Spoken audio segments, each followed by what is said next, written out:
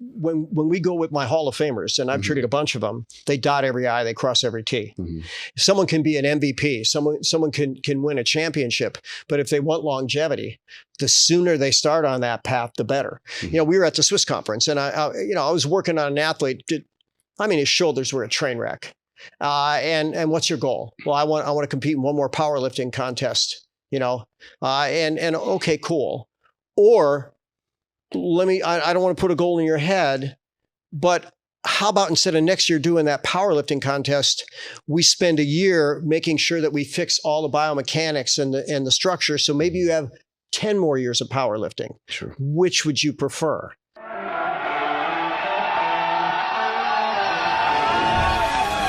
time to sit down, keep it real, and cut the bullshit. Welcome to Table Talk. All right, guys, we're back with another episode of Table Talk. Today, our guest is Bobert Rakowski. I'm going to go through your accolades here in a second, but you got 3 decades as a functional medical doctor or medicine doctor, chiropractor, nutritionist, the owner of a natural medicine center? Correct. Okay. And now with all these letters that are after your name, some of them I know, some of them I had to look them up, right? The Doctor of Chiropractic, Certified Clinical Nutritionist, and the DACBN is basically just that Certified Nutritionist on steroids, growth hormone, insulin, and everything else. So it's the next level. A healthy dose of each of the above. Then the other one is in the applied kinesiology. Yeah. And you started, your interest began in the 80s. Right? You graduated sometime around that time. What, just from a very quick, because I don't want to spend a whole lot of time on the origin story, what pulled you into this? Yeah, I got hurt. My first degree was electrical engineering. I got hurt. Medical doctor gave me muscle relaxers, painkillers, went out on a date, had one drink, fell asleep behind the wheel of my car. Date grabbed the wheel, shook me, pulled over. She said, I'm driving home. I said, good idea. And I thought, this sucks. I'm going back to the gym. Went to the gym. I was training hard back then. And the gym owner looked at me and says, you look like you need a good chiropractor. And I asked him, what's a chiropractor? And he told me, gave me a great referral. Dr. Mike Wickers, Milwaukee, Wisconsin. Guy helped me so fast, literally made my head spin. And that's not an exaggeration. I thought, how is this even possible? I always wanted to get the most out of my body. And I realized drugging almost killed me, but balancing my body gave me instant strength. And then he said, by the way, there's more things we can balance. And when I saw my gym totals improve, it's like, okay, there's something to this. And that journey has been going on since the 80s. And hopefully I learn more every day, or at least every week. Mm-hmm. Sure. I think chiropractic care is probably, people tend to sit in 2 camps, either a huge fan or maybe they've had bad experiences and feel the other way. But to you, with the experience that you have and the training you have, what does good chiropractic care represent? Like, what are the kind of the defining pillars of it? Because if you ask the average person, what is chiropractic therapy or whatever you want to, they probably would struggle to kind of define it, right? So to you, what would that mean? Well, let's start out what is not. Mm-hmm. It's not the same thing for everybody. It's really understanding the patients in front of you, their imbalance, their goals, their limitations, their strengths. I'll go with John Maxwell, one of my great mentors. He says, you want to exceed in light, work on your strengths, just make sure your weaknesses don't kill you.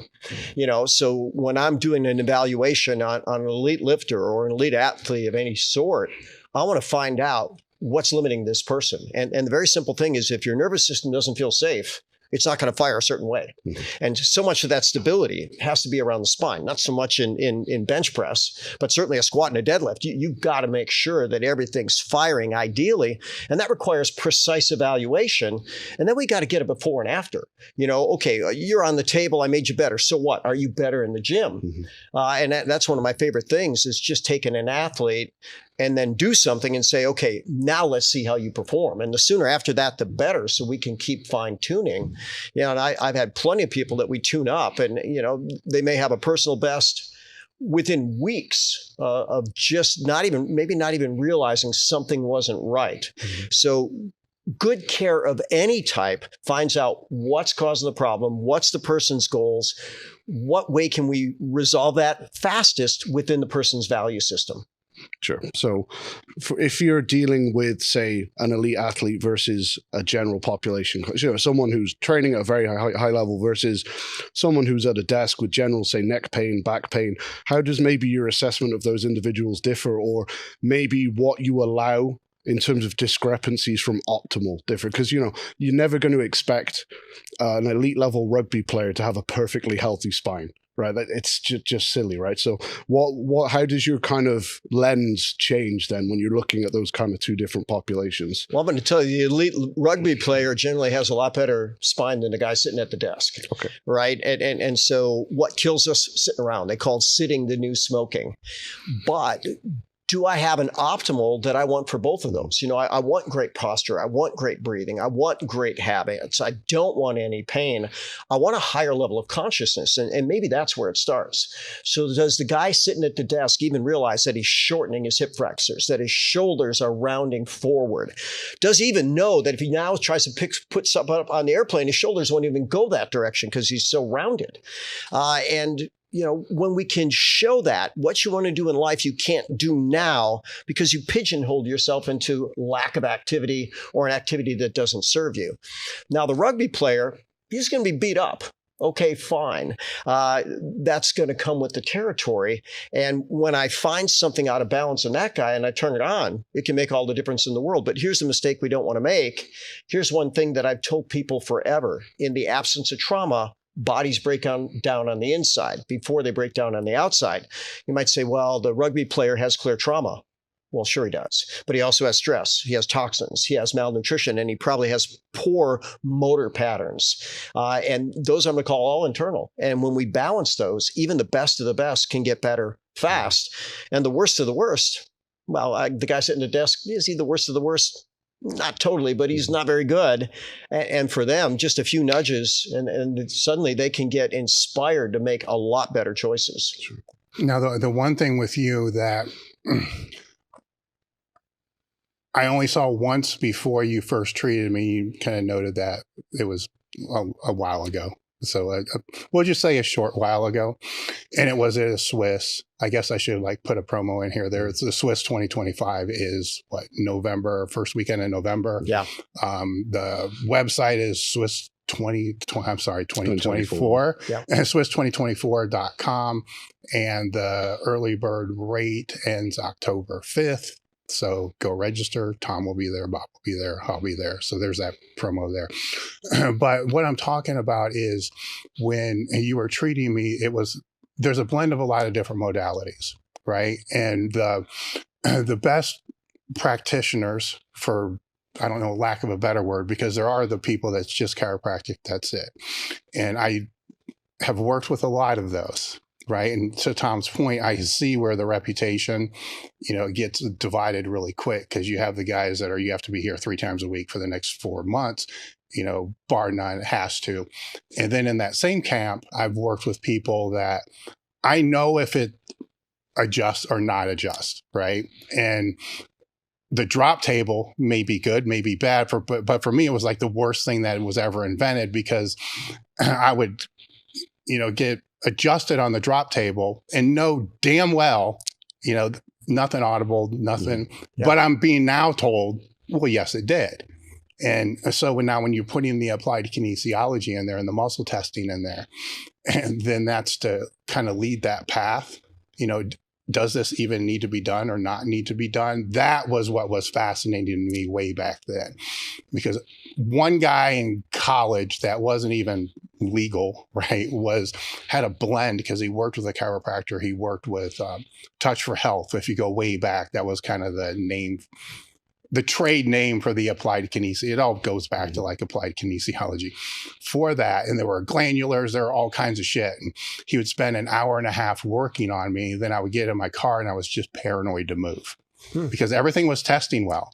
Right. And I knew if I twisted my head, my neck popped, oh shit, I just unraveled, which isn't true. But anyhow, my mindset at the time, it's so it was really cool to see that there and realize that that's more widespread than what I thought. I'm just dealing with this hippie more or less in the basement of his house, which, by the way, was known very well known for working with strength athletes, powerlifters, and bodybuilders, and had a waiting list through the roof. And it was really hard to get in to see this guy. And none of it was technically legal, but everybody went there because it worked. There was something going on. I don't care if it was voodoo or witchcraft. It didn't make any difference to me.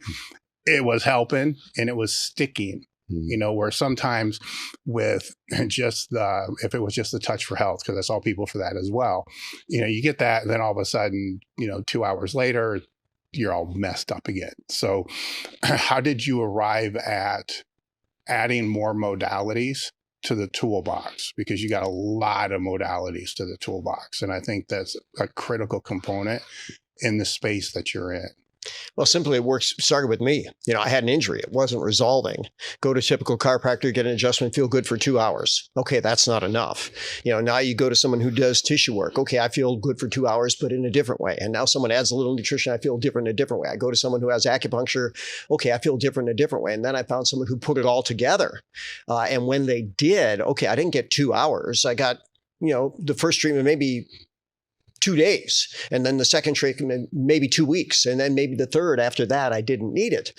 But, I'll share an interesting story, and I'll even do a little name drop. And I've got a video release. So I'm okay not giving a patient confidentiality. But I saw Michael Bennett years ago, and he was at one time the number 3 defensive end in all football. And when he first came in to see me, he was playing for Tampa Bay. He had a turf toe for 2 years. Been to all 32 NFL team docs, and they said, yeah, we don't know why it can't get better. It's just not getting better. So then you go, okay, well, what supports the arches of the foot? Primary muscle is called tibialis posterior, inserts into 9 different muscles on the foot. So boom, I do a simple muscle test. Is tibialis posterior shut off? Well, why is that? And then I had him reposition his spine. And then you come to realize, okay, if he bends really strong the opposite side, that tibialis posterior fires. Why does he need to do that? Because the quadratus lumborum wasn't firing. Why did he need to do that? I found a viscerosomatic reflex acupuncture point that was actually related to that.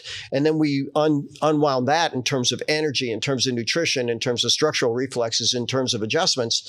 And within a week, this guy was, dunking a basketball, not necessarily what an NFL guy wanted to do, but he said, I couldn't get up that high and that long. Oddly enough, in the offseason, Tampa Bay traded him. They're thinking 2 years of turf toe, this guy's an accident waiting to happen. Went to Seattle, won a Super Bowl, signed a $28.6 million contract extension. It all resolved in 7 days after 2 years and 32 NFL docs. The reason they didn't get to it is because we're myopic. We're so narrow-minded. Oh, your toe hurts. What's wrong with the toe? Mm-hmm. Oh, your toe hurts. Everybody's looking at the toe. There must be something more than the toe would be my answer. Sometimes it is the toe. If you smash your toe really hard, okay, we put a little ice on it, neutralize it for a period of time, let it heal, ought to be fine in 2 weeks. 2 years? No, they're missing something. So because a specialist is going to look at things through that specialist lens. An endocrinologist is going to look at the endocrine system. An orthopedic is going to look at, so what, when you're dealing with, even as far as meridians, right? So you're dealing with this, where do you start? Like, how do you see the patient's world? Like, you get what I'm saying? Because if they have these myopic lenses, right, then you still have to have a lens. It's just a way bigger lens. So what are you looking at first, instead of just jumping in and saying, this is chiropractic, or this is this is this? Because you just described kind of dialing back from that, which means that there's a starting place. Sure. Well, let's first go with the specialist. Sure. A specialist is someone who knows more and more about less and less. So the ultimate specialist knows everything about nothing. Not real valuable in our world, right? So someone might say, well, I got this problem, pick a body area. I got a problem with my shoulder. Okay, wonderful. Where's your pain? Here's your pain. What makes it worse? We're going to do that good physical exam. We're going to inspect it. We're going to, do different types of muscle testing. We're going to get a feel around it. We're going to make sure that there's nothing broken, nothing torn up. Now, the next thing we're going to look at is, how's it functioning? And is everything pulling like it should? And is it doing the same and under load? And when and where and why and how does it hurt? If someone gets deep into a bench press and that's where they feel it, what's not firing in that position? And there's simple things, like you can actually begin to torque the humerus one direction or the other. And how do you feel under load at that point? Well, that feels better. Okay, whatever's supposed to put that humerus in that position isn't doing it at that point. By the way, most of the time it's the scapula, right? Not the humerus, but it's a little easier to describe in that direction. So first I want to know what's wrong.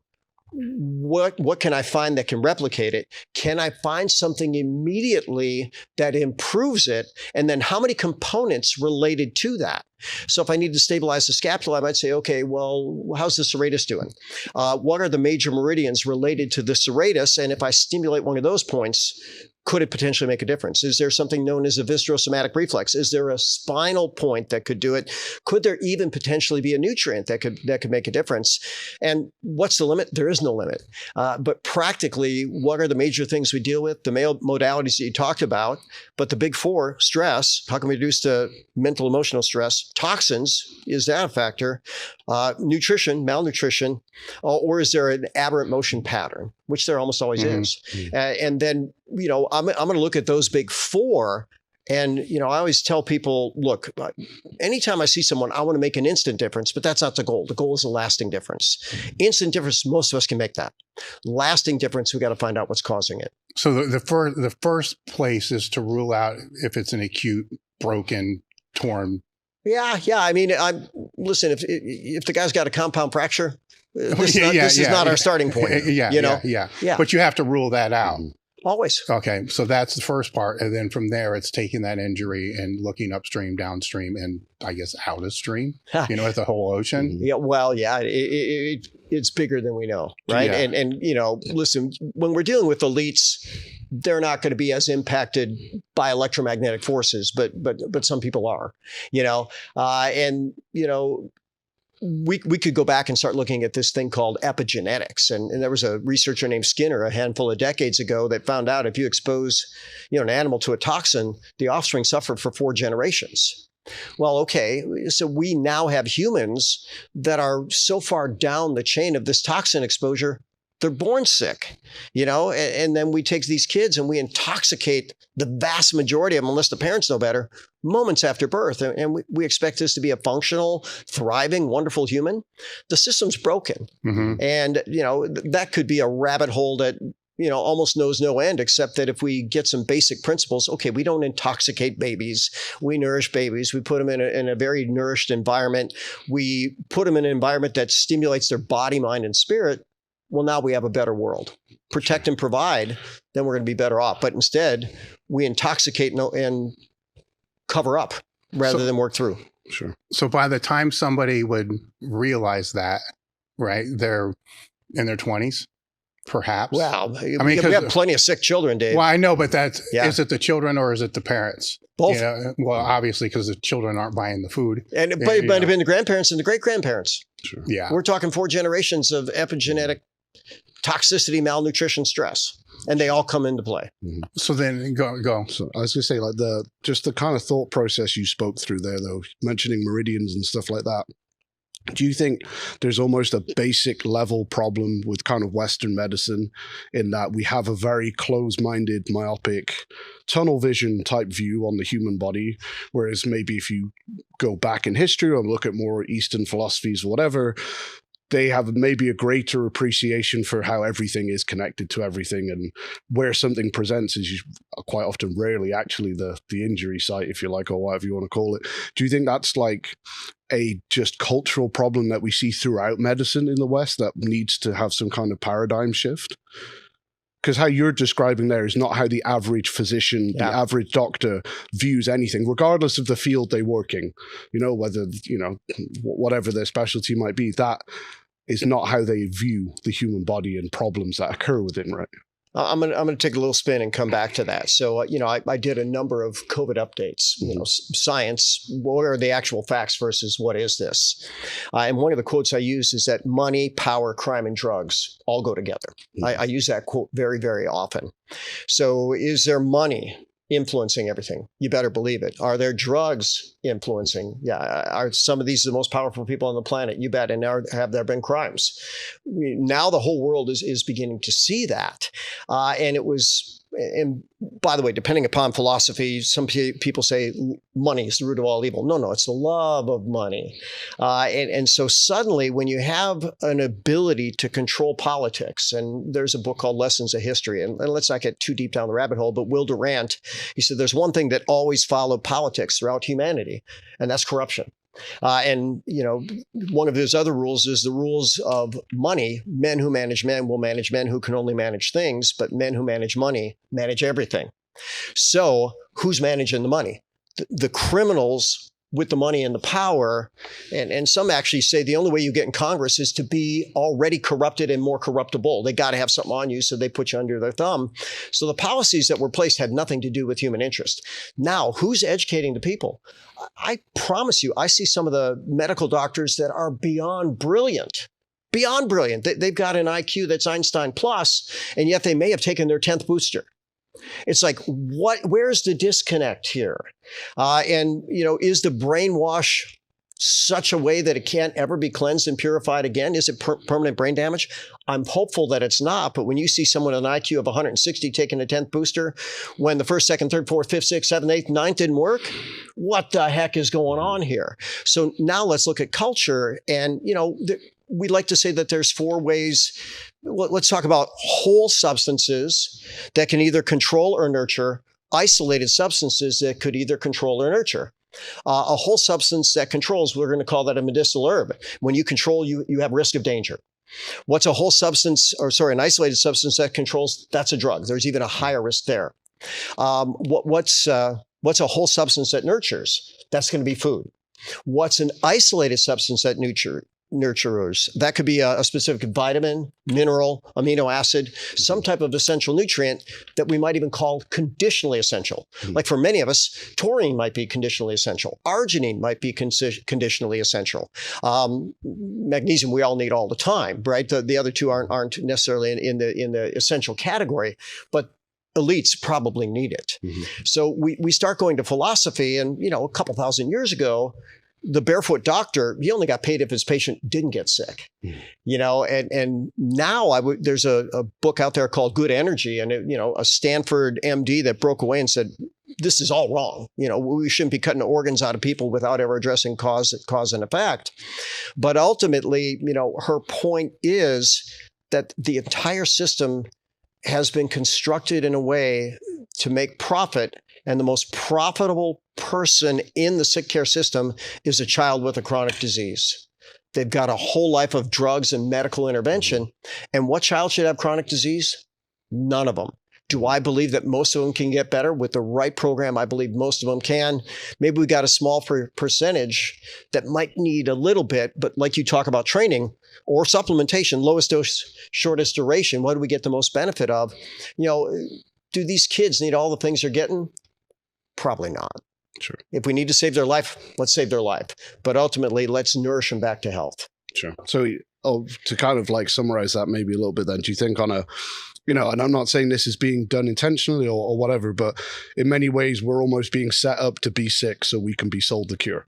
Well, in this book, Good Energy, new finding, right? The tobacco industries bought up big food in the 80s, and they brought their scientists in with that wonderful, you want to call it that for profit, their addictive strategies, and I have plenty of mentors that say that, no, that's not food, that's a science fair project. And plenty of people are saying, don't count calories, do count chemicals. And then we start looking at these chemicals, and in animal studies, they consistently at low doses create weight gain. And what are we seeing? And not the weight that we want, not that lean, powerful mass, but that fat slop inflammatory stuff that just messes up every part of our body, mind, and spirit. And that is what's being promoted. And now ultra-processed foods, latest study, 73% of the sad American diet. It's pathetic. Okay, so that's a great segue then towards what do you define then as eating clean? So like we got average Joe at his lunch break at work, right? He's got some kind of like packet of microwavable rice, his deli turkey, and I don't know, some frozen veg he thawed out this morning. He thinks he's doing a pretty damn good job. Gluten-free chips. Gluten-free chips. There you go. And he's doing better than 90 whatever % of us, right? That's true. So fair play. But what's actually going on? Well, first and foremost, clean is nearly impossible. Yes. Right. Okay. So we use 80+% of antibiotics in livestock. That's going to infect the meat, eggs, milk, etc. When these animals poop, now we know the antibiotics get in the soil. They disrupt the partners. You know, a teaspoon of soil supposedly has more bacteria than stars in the known universe. I mean, it's just crazy how much is in there, and they're all partners there. We start killing it off, and then we stop nourishing the soil, and then we even know that the plants are taking up some of these antibiotics, and then they're air purifiers. So they're pulling the toxins out of the air, you know, and releasing oxygen. Thank you for that. But we don't have anything clean. I don't believe we have absolutely anything clean today. But how clean can we get? Know the farmer. No herbicides, insecticides, fungicides, a clean field, not downstream from 3M, which poison the living crap out of the Midwest, or Monsanto, which is poisoning everything, and as far away from that as you can get, and then as natural as circumstance, grass-fed organic beef, free-range chickens, natural diet for these animals. That's about as clean as we can get. Organic vegetables, you know, we now know that if a plant is not reliant on an herbicide, insecticide, a fungicide, some type of pesticide to protect it, it has to build its own immune system. And what do we get from plants? We don't just get vitamins and minerals and fiber and water. There's these whole things called phytoncides, and there's this concept of forest bathing. You know, you spend a weekend in a forest, your immune system picks up for a month, and that's just breathing the stuff in from these plants, from these healthy plants. You look at some of these farmers, and they're in a hazmat suit spraying on their plants. And then we're going to eat that crap, you know, and then some of the back history, and let's just call it out where it is. There's something called organophosphate pesticides. They use those in the concentration camps to poison people. And when they had that, they realized, okay, this doesn't break down in the environment. What do we do? Some genius got the idea, well, let's just spray it on the food. Right? Not knowing that we're bioconcentrators to mostly a factor of 10,000. So why did that idea come about? It probably was noble to start. Well, let's kill pesticides. That ought to help. Yeah. But had they known that, you know, one, can you wash it off? Not completely. What happens when you put in the body? If the nature can't break it down, your body can't break it down. Most environmental toxins are fat soluble. They readily cross the blood-brain barrier. They stay within the fat tissue. They poison the mitochondria. And what we've got then was poison mind, poison bodies, and a step towards fat. And where have we gone since then? On steroids in the wrong direction. Now, would the liver break that down? Maybe, right? But so it's got to get to the liver first. So the liver does convert fat soluble to water soluble. But, you know, what if it doesn't get it first pass? Where's it going now? Which tissue? And remember, the brain's going to get 20% of that blood flow. And the blood-brain barrier does not protect against fat soluble toxins. In fact, really, blood-brain barrier is a misnomer. It doesn't keep toxins out of the brain. It keeps what's in the brain, and what's in the body in the body. And so it gets in the brain. Now it's stored. How are we going to get it out? Really good question. Mm-hmm. Well, that's the pushback that I will see is if it's diet sodas or whatever it's going to be. It's like, you know what, that's what your liver is made for. You know, it's gonna break all that down. Yeah.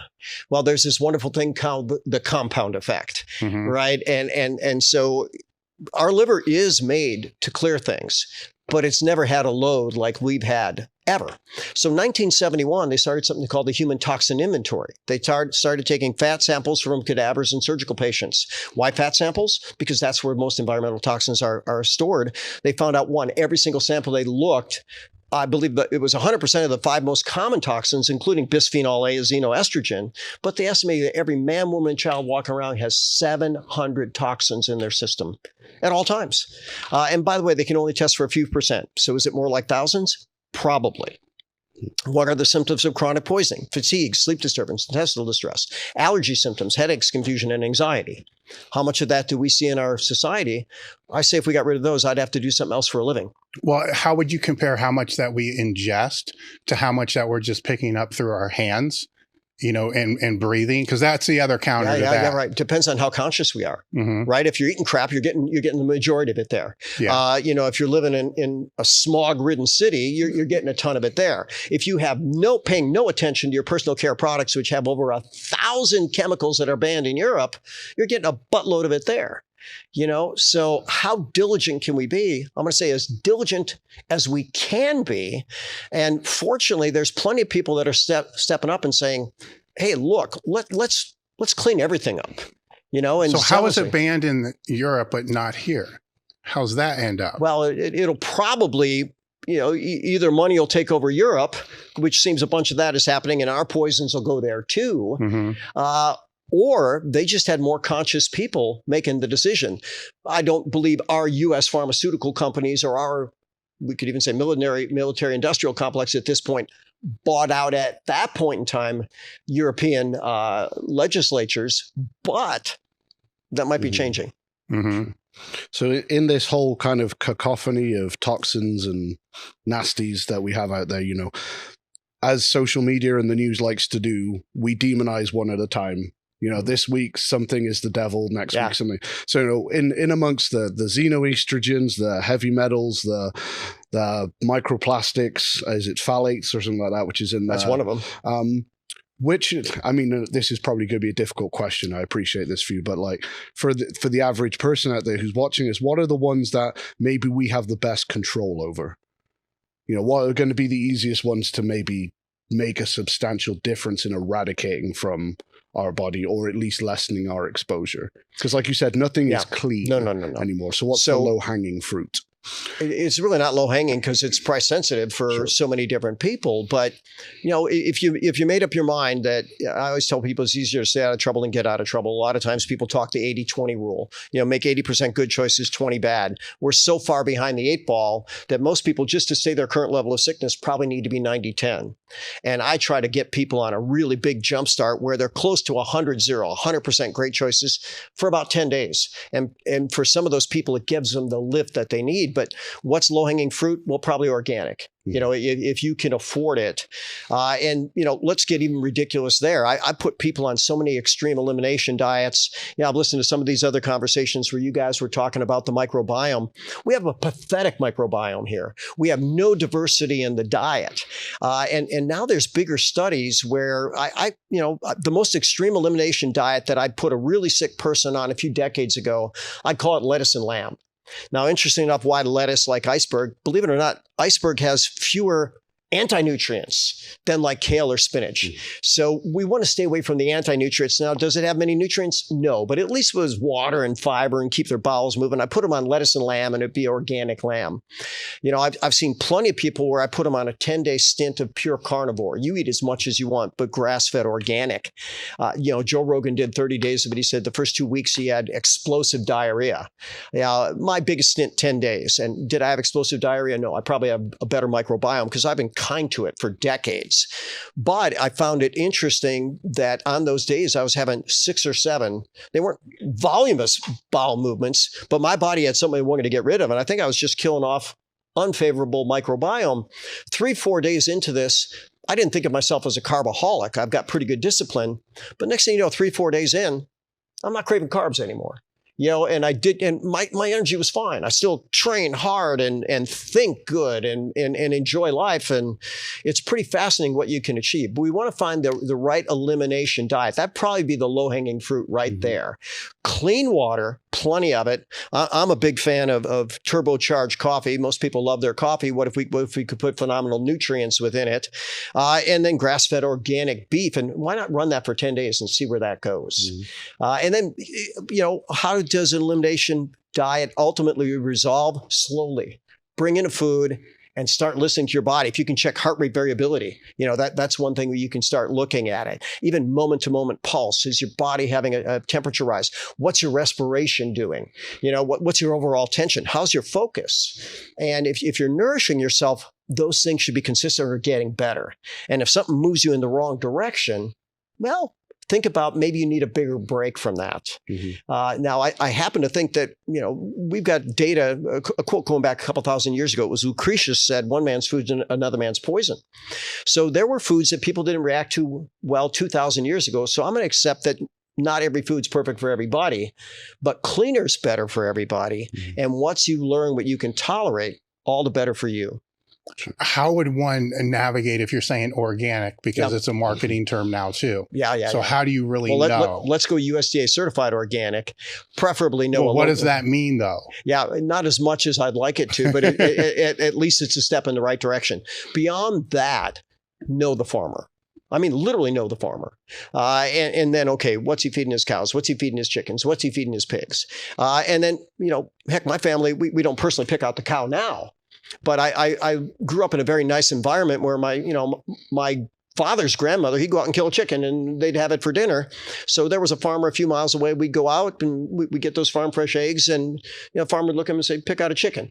And fortunately, the first time I went with my dad to do that, I was just a little boy, and I think I would have a little been traumatized if I saw him wring the neck and then it's on dinner. But, pick out a chicken, we go back later. I never asked the question, but, there was that beautiful chicken, and it was delicious and nourishing. So how much is that even possible today for the average person? Mm-hmm. We've made health almost unacceptable or unaccessible, and therefore nearly unachievable. You have to have money and connection to really be healthy. And I think that's totally wrong. I hope we change that choice by choice, person by person. If we create a big enough market, and the market has been growing for healthy options, and that's not fat-free snack wells or the gluten-free chips that you're talking about, right? If we truly make a market for healthy, then guess what? The market will respond. Sure. For the average person that maybe doesn't want to, maybe doesn't have the time to go down the route of finding the farmer and whatever. For you, what are the biggest red flags with basic foods that maybe people need to look out for? So like an example, I have a personal one, which is a coach friend of mine back home, bought an organic apple, or I'm going to put organic in apostrophes or whatever, because sure. He put it on his windowsill for over a month and it was fine. And that's an organic apple. Bear in mind, that's also in the UK, where generally we're a bit more stringent than you guys are over here with your definitions and how you raise cattle and all that type of thing as well. A month on his windowsill. Yeah, now, maybe it was a super apple. I don't know, right? But what I'm saying is that's just to me, that's just a blanket statement to say like that was a red flag. Like that's a huge that's red not flag. Organic. Maybe they satisfied the criteria for a small period of time whilst growing that apple to call it organic, but it's clearly not. So like when we're in the supermarket now, is it basically a case of like just check the ingredient list? If there's more than a couple of things on there, don't get it. If there's something you can't pronounce, well, if we're going to be real extreme, it doesn't have an ingredient list, right? You stay in the produce section, and then you go in that little section called organic. And, now I'm inspired to maybe do a little home test. Let me get an apple and let me put it on the shelf. Because if it's now wrapped in plastic or coated in wax, something's not right with that. And so, if we give simple supermarket tips, you stay in the outside, or maybe you don't even go to the supermarket, you go to the farmer's market. And then you establish those levels of relationships. And if you really want to do your due diligence, go to their farm, make sure, check it out. And there are probably people that are, diligent enough. They go, well, let me take a soil sample. Let me do all this other stuff with it. But what can a practical person do? Most reasonable grocery stores, at least in Houston, Texas, at this point in time, have an organic section. Stay there. Sure. And then when you're getting the meat, okay, you got a choice of grass-fed organic, go with that. Now, I've lectured in Sweden many times since the 1990s, and I've even, you might call it an Airbnb these days, but I stayed at a grass-fed organic beef farm. And Gunnar Sutherland at the time was the president of the Swedish Grass-Fed Beef Growers Union. Now, first time I was there was in the 90s. And I'm having breakfast with Gunnar and Sylvie, and there's this white creamy beverage in front of me at the breakfast table. I thought that looks interesting. And I pick it up and I take a sip, and it wasn't as sweet as a milkshake, but it wasn't that far off. And it had this good thickness to it. And I just looked at him, I said, what is that? He said, that's milk. And I was shocked. And I said, where did you get it? He said, my cow. Oh my God. This is, besides mother's milk, which I don't remember, that was maybe my first legitimate glass of milk. Now, not entirely true, because my kids, when they weaned, I put them on grass-fed organic goat's milk, right? Because that's a lot better for them. But nonetheless, as part of that, what they would do is they would test every lot of beef for omega-6 to omega-3 ratio. And the ideal ratio, or the typical ratio they'd find of grass-fed organic beef was 1.8 to 1. omega-6 to omega-3. And in the Swedish grass-fed beef growers union, if you have a single lot of beef that flunks, you're permanently kicked out. So you're not finishing them with corn or crap. So they have good qualities there. But you've got to be more diligent. And, if you need to cut back on some mindless form of entertainment or something that's not nourishing your body, mind, and spirit in order to nourish yourself, make yourself more resilient. Maybe you have an idea where you can make more money. Maybe you have more energy where you show up more effectively at your job or vocation. Well, then ultimately it's a feed forward process. And somewhere, you did a great job creating notes, and yes, it's something to feed forward or a downward spiral. Most people's health habits are a downward spiral, ending in death. And the worst thing about death is most people are nearly dead when they die. And there was a researcher named Fries in the 80s. He talked about the compression of morbidity. He said if you didn't smoke, if you kept body comp decent, and if you exercise a certain amount, well, then you could live a very productive life, and then you fall asleep one night and you don't wake up. Wouldn't that be the way we'd choose to go, instead of a 30-year-old that can't function like he was when he was 20, a 60-year-old that is now on 5 meds, and you ask him to pick something up and he hurts his back. I mean, this is pathetic, but that's the norm. Sure. And that was the compression of morbidity. Yeah, James Fries and the compression of morbidity was a very good term. No, that's a really good term, because the way that I've been explaining this in the past several podcasts was, a lot of lifters that do shit that isn't necessary for them to do at the highest level just assume that they know the risk, or they're cognitive of the risk, but they assume that risk is acute death. Mm-hmm. They're just going to, die of a heart attack, fall over dead, right? You're talking about during the lift, or you're talking about just as a result of the choices they're making? Just as a result of the choices that they're making. So abusing PEDs, whatever it's going to be, right? Yeah. But that's the assumption that they make, but that's not how it plays out in reality. The reality is you're going to be dealing with this heart issue for years and years and years and years, or, you're going to end up in bed not wanting to do anything for several years. And it's probably the same assumption I made when I was abusing a lot of things is whatever, fuck it. If I die, I die.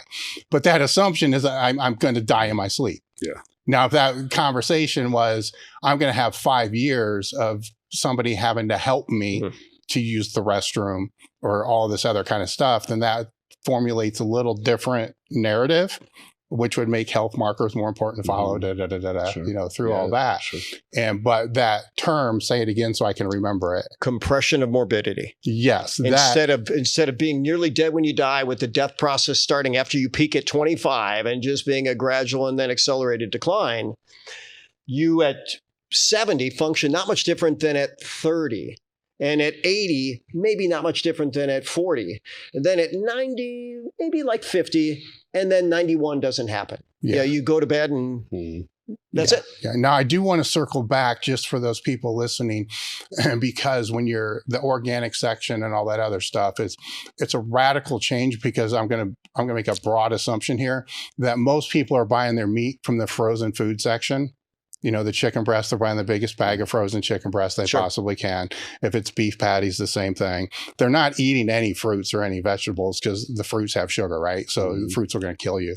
And then the vegetables just taste like shit, right? So if my advice would be, the organic section's there, but just go in the section to start. You can dial it down, from that point, but the pesticide loaded fruits and vegetables that are there, or the fresh meats that are there with all the steroids and all the other shit in there, are going to be better than the frozen shit that have all the other stuff put in there to keep it basically frozen and in your freezer for X period of time. But you can still freeze fresh meat, if you get it from a butcher. You know what? And so my family's had a relationship with a rancher for years, and it used to be we'd buy a whole cow, and then we'd have a couple of freezers, and it'd take time. And, then over time he got a little more efficient, and we can buy 25, 30, 40 pounds at a time. But my whole family does that, and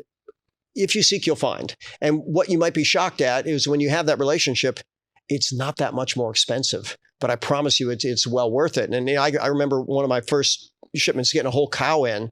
My son had a friend over, and my son's, been fortunate enough to have eaten clean his entire life, and it shows. But he had a friend over, and I made some burgers.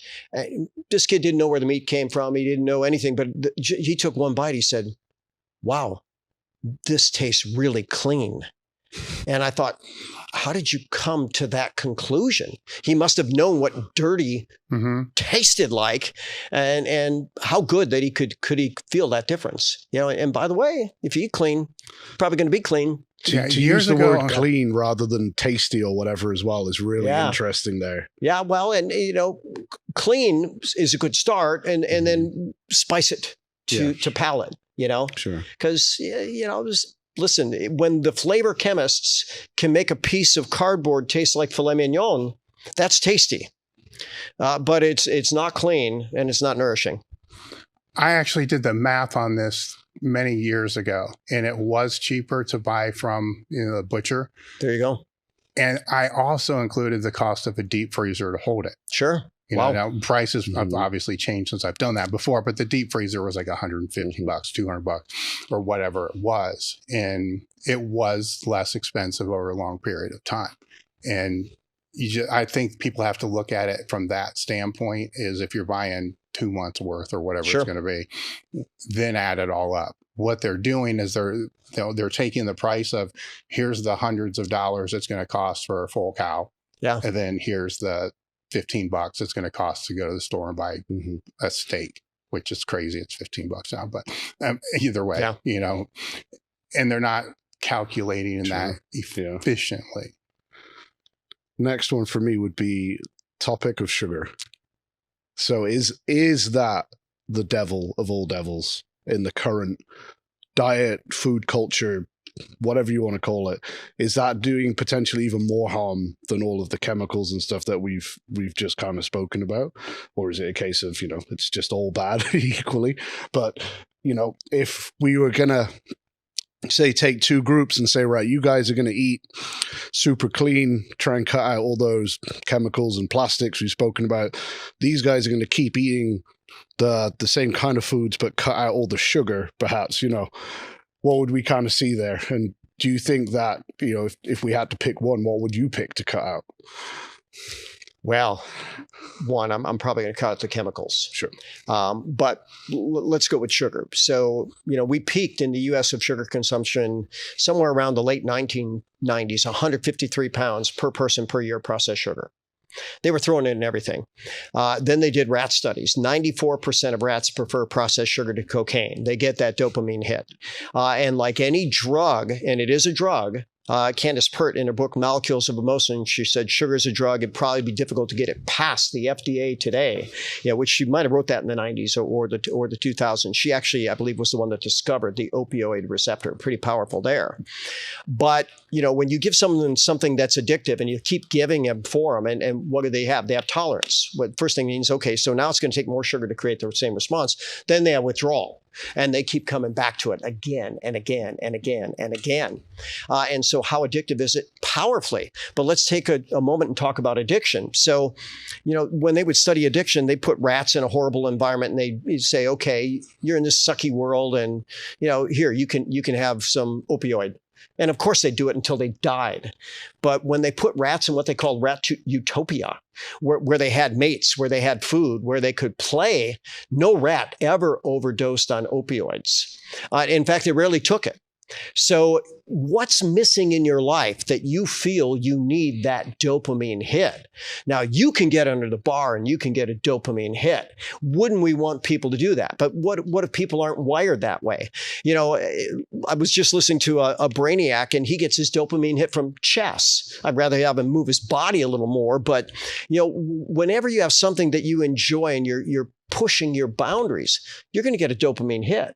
And then when we talk about this concept of flow, and Steve Kotler's written about it quite a bit with the Human Flow Institute, and I'm trying to think the researcher Nihai Csikszentmihalyi is the first guy that came up with that. You've been in flow in the gym many, many times. You've been in flow in other areas of your life. Time flies. You're just nailing it. Everything's perfect. You wouldn't want to be anywhere else. People spend, in my experience, so little time in flow that they're looking for these hits. And these hits get harder to create and they last shorter. So sugar is pretty doggone bad. But these toxins, toss it up. How does the person handle the toxins? Well, if they're a fourth generation epigenetic mess and their liver doesn't even know how to deal with it, every bite poisons them in a way where it accumulates. Pretty bad deal. Most people, I believe, can, and this is clinical experience, if you can get people just 3 solid days away from sugar, you dramatically reduce that addictive tendency. 7 to 10 is much better. But, and they're not going to have convulsions when they don't have sugar. It's not like other drugs of addiction, even though plenty of people will, they don't put in the time to get away from that addiction. Sure. So in that scenario, obviously, I borrow my process with clients if it's nutrition based, and I want to just get your viewpoint on this. Is like, I usually like to, if I have a feeling they're going to have an issue with nutrition, I'll usually ask them, like, what are the 3 or 4 things in life that give you pleasure, regularly, fulfillment?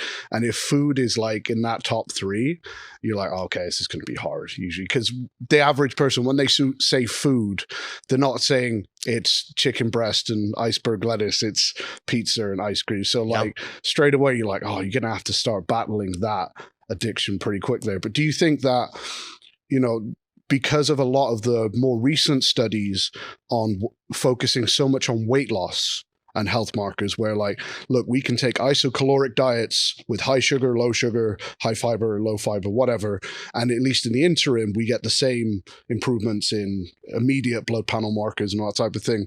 Do you think we've almost shot ourselves in the foot a little bit by almost making it okay for keeping higher quantities of sugar in the diet, because it's almost going towards, as long as your weight's in a good place, your markers are probably going to be okay. And you can, there are lies, there are damn lies, and there are statistics. What do you want the study to show, right? So if we're going to give someone 300 grams of sugar a day, and we put it in one solution and they drink it over 24 hours, not that big a deal. But if they do 3 boluses of 100 grams, they're going to spike insulin, they're going to store fat, they're going to become progressively inflamed. So it's not only what you're getting, but when you're getting it and how you're delivering it. And so this whole idea, isocaloric, fine, doesn't matter how much sugar. Okay, there's more to that story. If you know you have a vulnerability, you need to resolve it. I'll go again with what John Maxwell, leadership guy, says. He says, your strengths, they're going to help you create your great life, but your weaknesses will kill you if you let them, or if you don't address them. And there's plenty of people that have that sugar weakness. It will kill them, and it'll be a slow and agonizing death.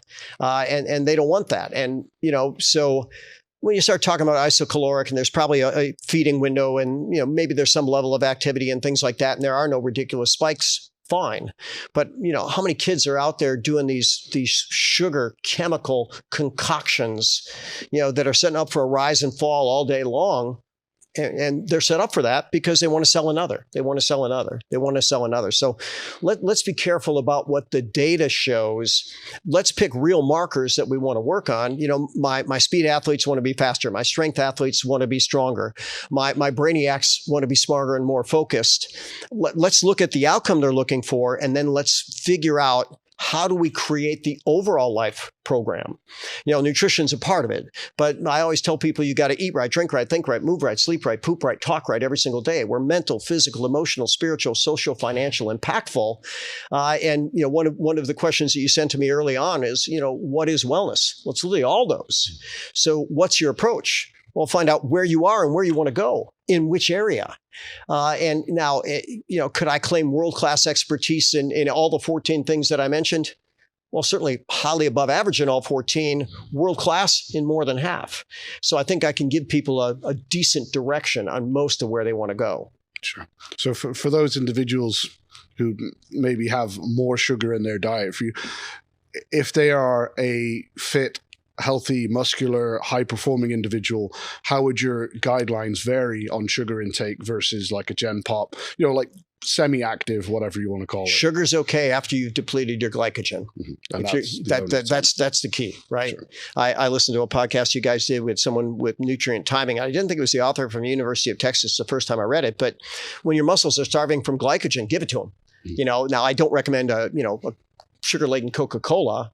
I'd like honey. I'd like a nice piece of fruit. I'd like a faster starch. So a potato or yam's not going to do it in that circumstance. But, raise that sugar, get that insulin spike, get the anabolic benefit, load up the muscles, and be ready for the next training session.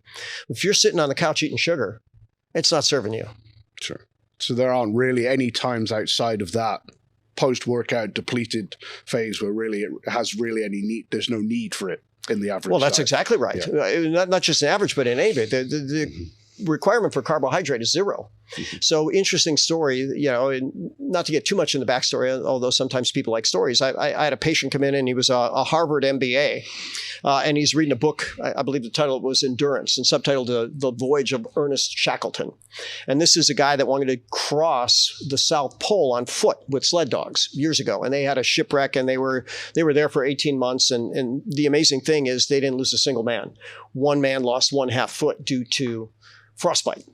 But they were living on penguins. First they ate the sled dogs, and there's no vegetation when you're on an iceberg. So, my mind went, why didn't they get scurvy? That was my first question. Well, penguin meat is high in vitamin C. I found that pretty fascinating. And humans are only one of 4 mammals that lost the ability to synthesize vitamin C. So we can actually start getting that. But how much carbohydrate did they have? Absolutely none. And remember, there are glucogenic amino acids, there are ketogenic amino acids. The word protein from Greek comes from the word which means primary importance. Can you make sugar from protein? You can. Can you make fat from protein? You can. Which 2 fats can't you make? Omega-6, omega-3. Those are why they're called the essential fats. And so, protein is going to be king. And then ultimately, fat queen. And some people might flip-flop that. There's people that are saying, well, wait a minute. If most people are resting most of the time and at least 85% of that energy is coming from fat, wouldn't it make sense that 85% of our energy input would be fat as opposed to carbohydrate? That argument makes a little bit of sense, maybe even a lot more than a little bit of sense. But what are people doing? Well, maybe they're getting 85% of what they consider energy from carbohydrate, 15 from fat, Sure. And probably the wrong kind of fat. Sure. You mentioned the effect of sugar on dopamine and its addictive properties and stuff like that. So I've seen a couple of posts on your profile about the link between sugar and things like ADHD and then things like Alzheimer's and conditions like that in later life. So, on top of all the chemicals and stuff like that, is that do you believe at least that is a big driver behind the increased prevalence in those kinds of conditions that we're seeing, whether it's ADHD in perhaps the younger populations or then, things like Alzheimer's in the older population? Do you think sugar is a big driver behind that? Well, there's no doubt, but it's not the only driver. So now, Alzheimer's, we're calling that a type 3 diabetes of the brain. But let's look at these kids. So I'll tell the story of my son, and I've got 3 kids, and I've got 5 granddaughters, and they're all healthy, and they've all been 100% natural, and never been intoxicated for any medical reason. Period. End of story.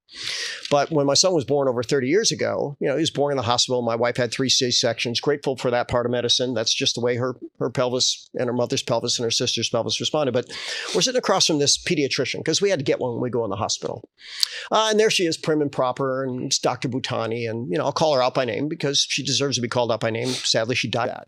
And by the way, I'm going to pivot here to microbiome real quick because I had, and we were talking about that and fat, and there's something called the obese microbiome. And for listeners, you probably have a very educated audience in every category. But, the difference between good bugs and bad bugs in our gut is what they eat and what they poop. Good bugs eat poop nutrients. Bad bugs eat nutrients, poop toxins. There's a certain species of bug, and probably many, that actually eat fiber and poop out fatty acids. So with the wrong balance of microbes, you could eat a spinach salad, and I'm not talking loaded with garbage, seed oil dressings. Spinach. You eat a big thing of spinach, and suddenly you could get 2,000 calories of fat from that. And I had a high-level Houston attorney that had a very good legal team, and he could afford to put them on research projects. And he said, Bob, I think I figured it out. I think my problem is my microbiome. I can't lose weight. I got a trainer. I got a chef. I'm eating clean. I want to do a fecal transplant. He says, can you help me with that? And I said, well, no. I don't know what to do about that, but I have a mentor, Dr. Sid Baker, one of the co-founders of DAN, Defeat Autism Now. He was doing fecal transplants on autistic kids in the 90s and getting great success. already brain changes after a single fecal transplant. So I said, let's get on the phone with Sid Baker. So we get on a 3-way call, and here was Sid's advice. He says, you get an all-organic to an all-organic mother, and the baby is exclusively breastfed. You get a little stool from the diaper. Now, I'm not telling you to do this at home. I'm not giving you a green light to do it at home. You get a little stool, you put it in saline, you stick it in your backside. I've had people beat C. diff with that advice, which that's how fecal transplants started getting, popular in now modern medicine. Now they're trying to come up with a poop pill for $800. Thank you. I'll take it from the backside if I'm getting one. I'm not swallowing someone else's poop pill. But take that little saline, squirt it in the backside. This guy lost 60 pounds over the next 3 months without any other change in diet or exercise. So the microbiome is real. And how interesting that Sid Baker, now he's coming up on probably 60 years of medical practice. What do you recommend? A non-vaccinated baby, all organic mom, exclusively nursed, and then a little bit of that feces from a diaper. Easy enough to do. So sticking with the gut microbiome, because I had a bunch of notes on that anyway then. So why do we have such a terrible gut microbiome compared to so many other regions of the world? Yeah. When considering we have access to potentially the widest variety of food, not all of it good, and food is a broad term that I'm using there, but we have readily accessible food in so many varieties compared to a lot of cultures that do not. They might have to hunt it, might have to gather it, seasonal, etc. Sure. And yeah, our gut microbiome is absolutely terrible. Well, here, over 80% of antibiotics is used in livestock. We introduced that topic. And when the animals eat that, it gets into the meat, eggs, and milk. So people are consuming antibiotic. What's anti against? What's bios? Life. It's against life. And what happens when antibiotics go through your gut? You kill off the friendly critters, and you then create a breeding ground for the bad. Now, the new data is 73% of the SAD American diet, standard American diet, pathetic American diet, is ultra processed. You got all these chemicals coming through. You got these things that aren't food. And it's proven to create weight gain in animal studies. Some of it might be through disruption of the microbiome, but here's a simple quote: all toxins inhibit mitochondrial function. Mitochondria is where fat burning occurs. And so you don't put in anything good to feed, or very limited good to feed the healthy bugs. You actually start supercharging the bad. You got in things that kill the good bugs, and you wonder why we have a problem. So where do they have great microbiomes? How about in Africa, where they barely have enough food?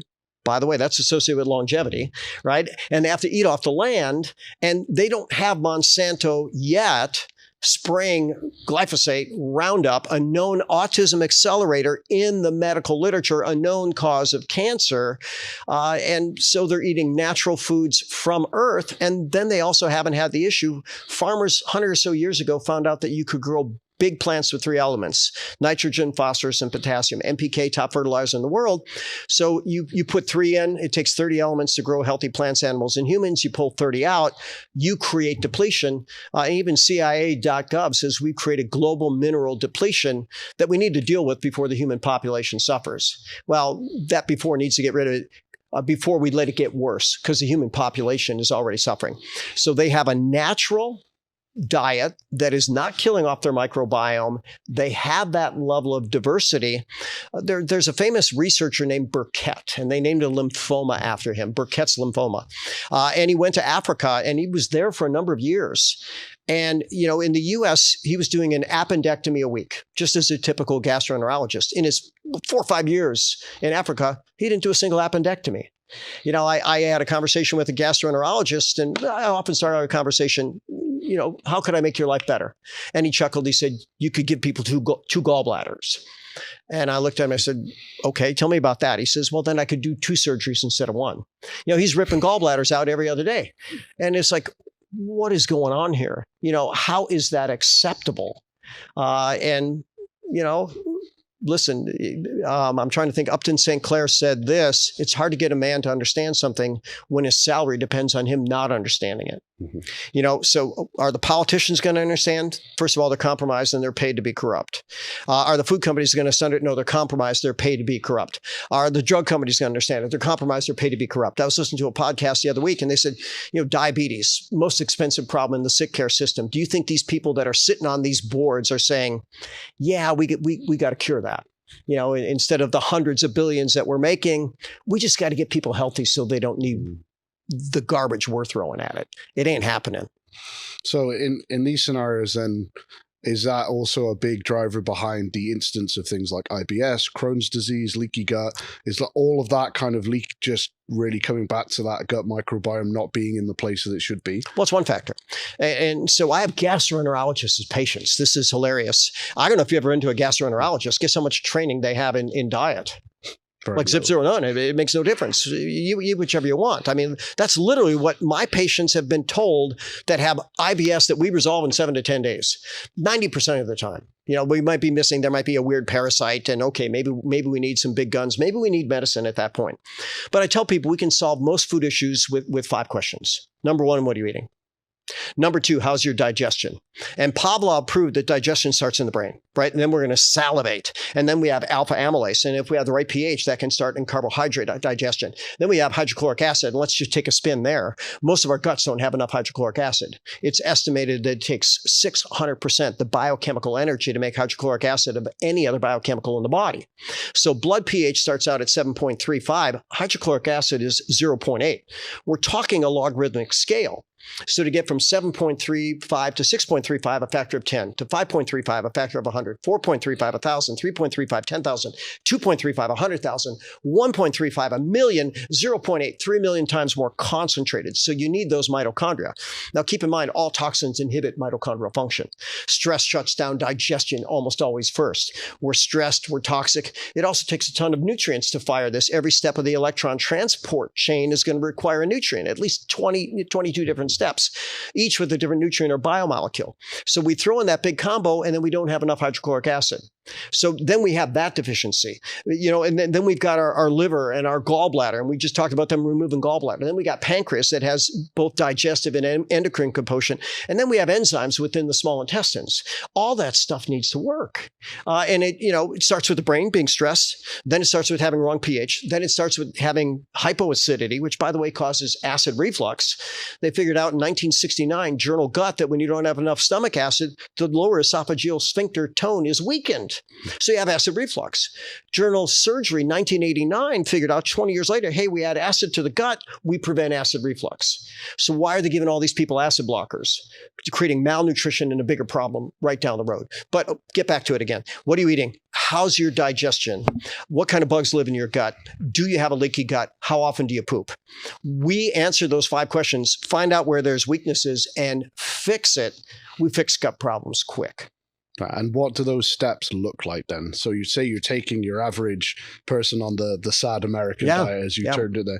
What do those steps look like to get them back towards that gut microbiome that we want? Because I assume that's going to be a step-by-step kind of process, right? Because no, it's all at once with me. Yeah, okay. Yeah. You know what?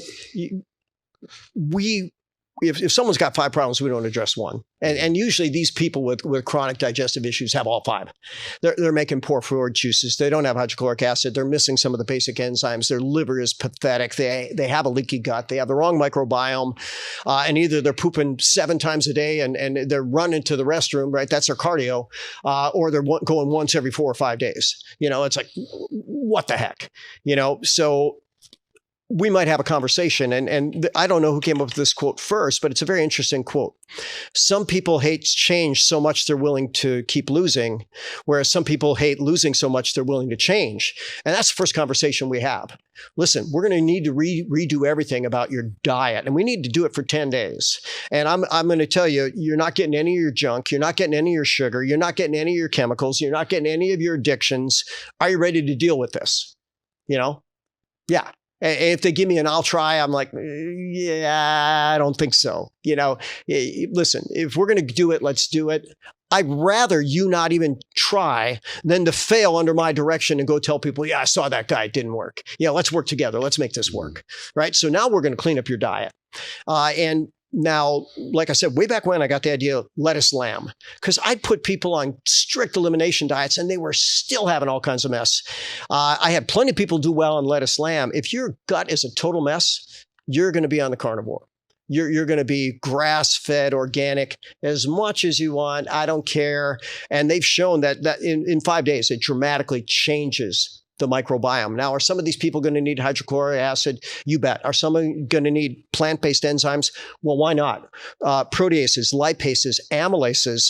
Do they need the amylase in that case? No, but these plant-based enzymes, they have some systemic benefit, especially taken away from food. We could take a COVID tangent, but they use proteases to dissolve the spike proteins after they kick it out with either a nicotine patch, lobelia, or ginkgo. And that's a big, serious problem where we, thankfully have found at least a short-term improvement for that strategy. I'm going to give them a good probiotic. People say, well, do you do food allergy testing? No. When they have a leaky gut, they come back allergic to everything that they've been eating. Why are we going to throw our money away with that? Am I going to seal and heal the gut? Colostrum is great for that. Glutamine is great for that. Vitamin D is great for that. Chewing your food is great for that. Eating in a calm state is great for that. Probiotic, usually a broad base. If they're having an issue with explosive diarrhea, I'll give them Saccharomyces boulardii, which is actually proven to bind toxins within the gut. And then how often do you poop? I'm not opposed to a coffee enema for someone who's not going at all. You might say, coffee enema, room temperature, please, right? Don't be sticking the piping hot stuff in your backside. Espresso.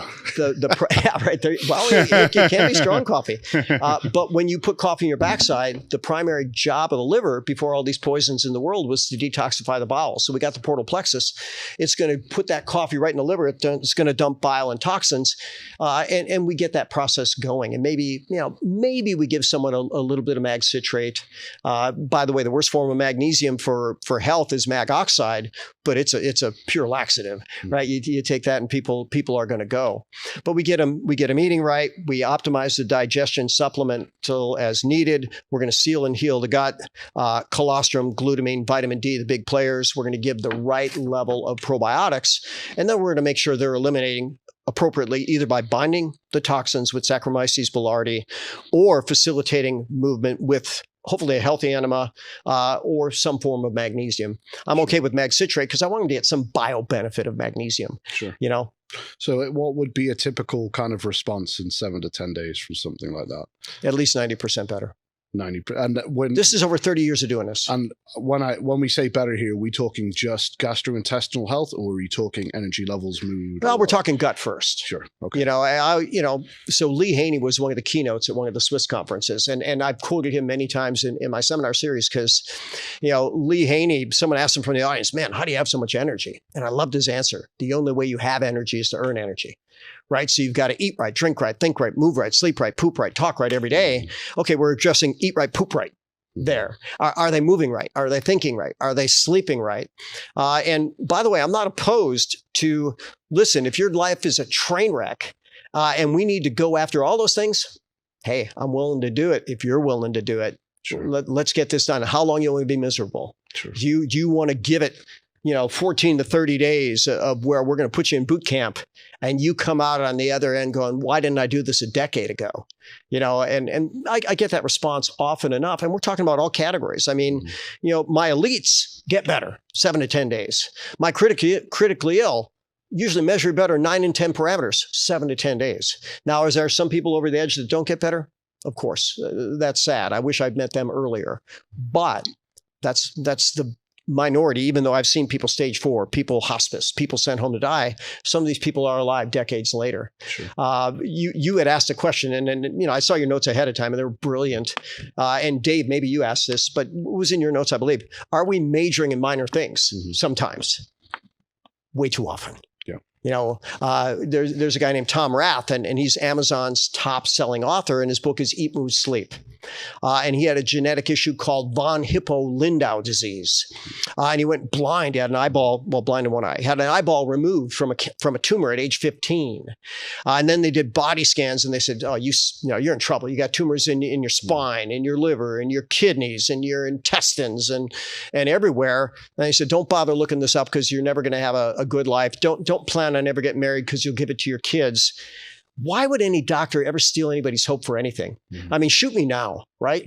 But his grandfather, I believe, was the developer of the Gallup poll organization. And he said, I'm going to look into this. And he started doing his own experiment. And Eat, Move, Sleep was when he ate right for him, which is pretty much keto with intermittent fasting, his tumor shrunk. When he deviated from that, his tumors grew. Move. What was the right amount of movement for him? Well, probably a little more than moderate for the average bear, but it certainly wasn't, elite athletics. And then how about sleep? He'd budget 10 hours every night to get 8. And he's in his 40s. He looks young and fit. He's married. He has 2 beautiful children. And guess what? They didn't get von Hippel-Lindau. But he's a perfect example of epigenetics. Was he screwed on the genetic front? Most of us could agree on that. Did he take charge epigenetically? Better than anybody in history with that particular condition.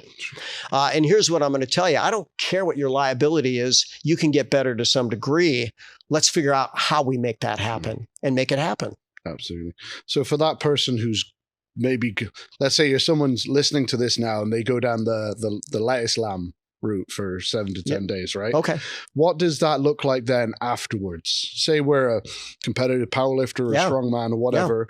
How do we then branch out to get our gut microbiome maybe more varied, to make it easier to get our caloric intake? Say we got a 300-pound strongman or whatever it might be. What does that kind of path look like? Because I assume most people don't want to be confined to lettuce lamb forever, right? No. And they shouldn't be either. Yeah. They absolutely shouldn't be. How does that map out in most circumstances? One good choice at a time and see how your body responds. And that was the gold standard before they had all these different, very sophisticated food allergy tests, which, by the way, I still don't order. I tell people, look, if you're going to spend your money, why not spend it on getting better? We already know you have a leaky gut. We already know you have food sensitivity. Do you need to pay me $500 to eliminate things I'm already going to tell you to eliminate? And then do we need to retest it, found out when you eliminated, you got better? And if you want to spend that money, you got unlimited resources, that's cool. But we're going to bring back one food at a time. And when I say one food at a time, I really like mono meals. Okay, does broccoli agree with me? Well, okay, I'll let you put salt and I'll let you put some, grass-fed organic butter on it. Let's eat that because people aren't going to respond to salt. They shouldn't. They certainly shouldn't. And I like Celtic salt or maybe Himalayan sea salt, but something that's going to be mineral dense. And then the grass-fed organic butter, I wouldn't even want to make that optional. That's just so good. Why not do it? And then your next meal, you might add in something different, right? Maybe I want to add in a free-range chicken. Maybe I want to add in an egg. Maybe I want to add a line-caught fish. I certainly don't want to be a farm fish, but you're going to bring back one food at a time. And we're going to encourage variety. How many people keep variety? Not enough. What I used to put people on a diet and I'd say, you cannot repeat any food over the course of 10 days. Wow. Yeah. And I still want to do mono meals. And then, I got people by their second meal going, what do I eat?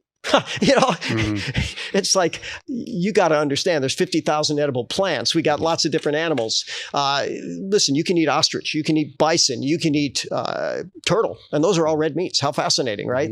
And as long as they're not abused and factory raised, you're going to be okay with that. But we bring back one food at a time. Now, digestion is easier one food at a time. And there's even this concept of food combining. If you combine starches and proteins, you interfere with the digestion. If you eat fruit with anything, you interfere with the digestion.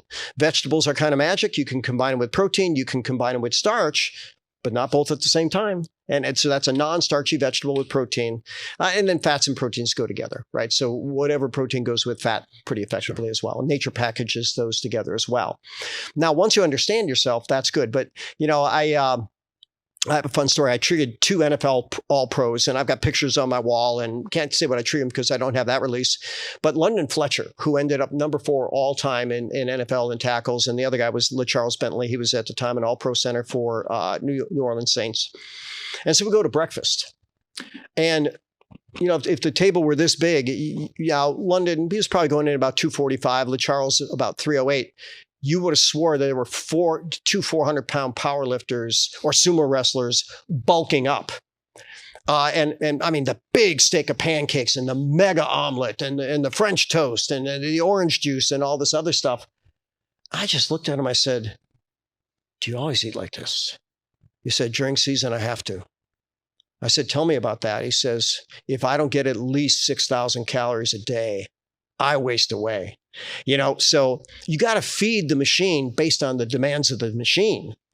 Now let's go with my overall diet recommendations, which have evolved over 3+ decades of helping people with it, and numerous Nobel Prizes supporting every statement I'm about to make. So when I tell people what should you eat, and maybe I'll go on a dissertation. Years ago, you know, Hippocrates said that let thy food be thy medicine. Lucretius said one man's food's another man's poison. Rakowski says today most men's food is a poison for all humanity. Jack LaLanne said, if God made it, it's okay. If man made it, stay away. Michael Pollan said, eat food, not too much, mostly plants. Let me blend all this together. Eat real food, not fake food. Clean food, not dirty food, not too much. Essentially, calorie restriction, not too often. Intermittent fasting. Every color, because every color has different nutrient blend. Every day, and here's where the magic comes in a way that honors your physiology, your genetics, and your body goals. Mostly plants. And that's even going to be for the 300-pound powerlifter. Now you might say, I'm getting all that fiber. How am I going to get the calories? Put some good grass-fed organic butter on that. Get some good coconut oil, some good MCTs. You know, put olive oil on your salad. You know, there's ways to get it where you honor your body, mind, spirit, and the planet with every bite. And that's the goal. In that specific circumstance, take those 2 NFL players. You've mentioned intermittent fasting there. Yeah. Is there a point where that becomes an issue, though, due to calorie intake and then what we're expecting from the gut in one digestive episode, for want of a better way of putting it? It's not going to work for those athletes in season, period, end of story. Yeah. And then how much weight do they want to lose during season? Well, in off season, preferably none, but they're going to dial back, you know, from maybe 6,000 to 3,000 calories. And there in off season, you can do a little bit of it. Now we go through gender issue. And if you have a female second half menstrual cycle, assuming she's menstruating, there's more propensity towards insulin resistance. And intermittent fasting second half of menstrual cycle is not a good idea for a female because it's going to promote insulin resistance. So we are different. Oh, and if we go on that topic, there's 2 genders, right? No one at this table has that issue. If you have that issue, I don't know what to do besides pray for you. And I just hope you surround yourself with people that can share wisdom with you because, man, you're so far in left field. It's a sad deal. So with the intermittent fasting, sorry, just to stick with that for another moment, what specific benefit do you see that have amongst the other guidelines? Because, all the recent studies will show that isocaloric fasting versus non-fasting doesn't change any outcomes. But again, we're always looking at things through things we can measure objectively, not life quality and longevity.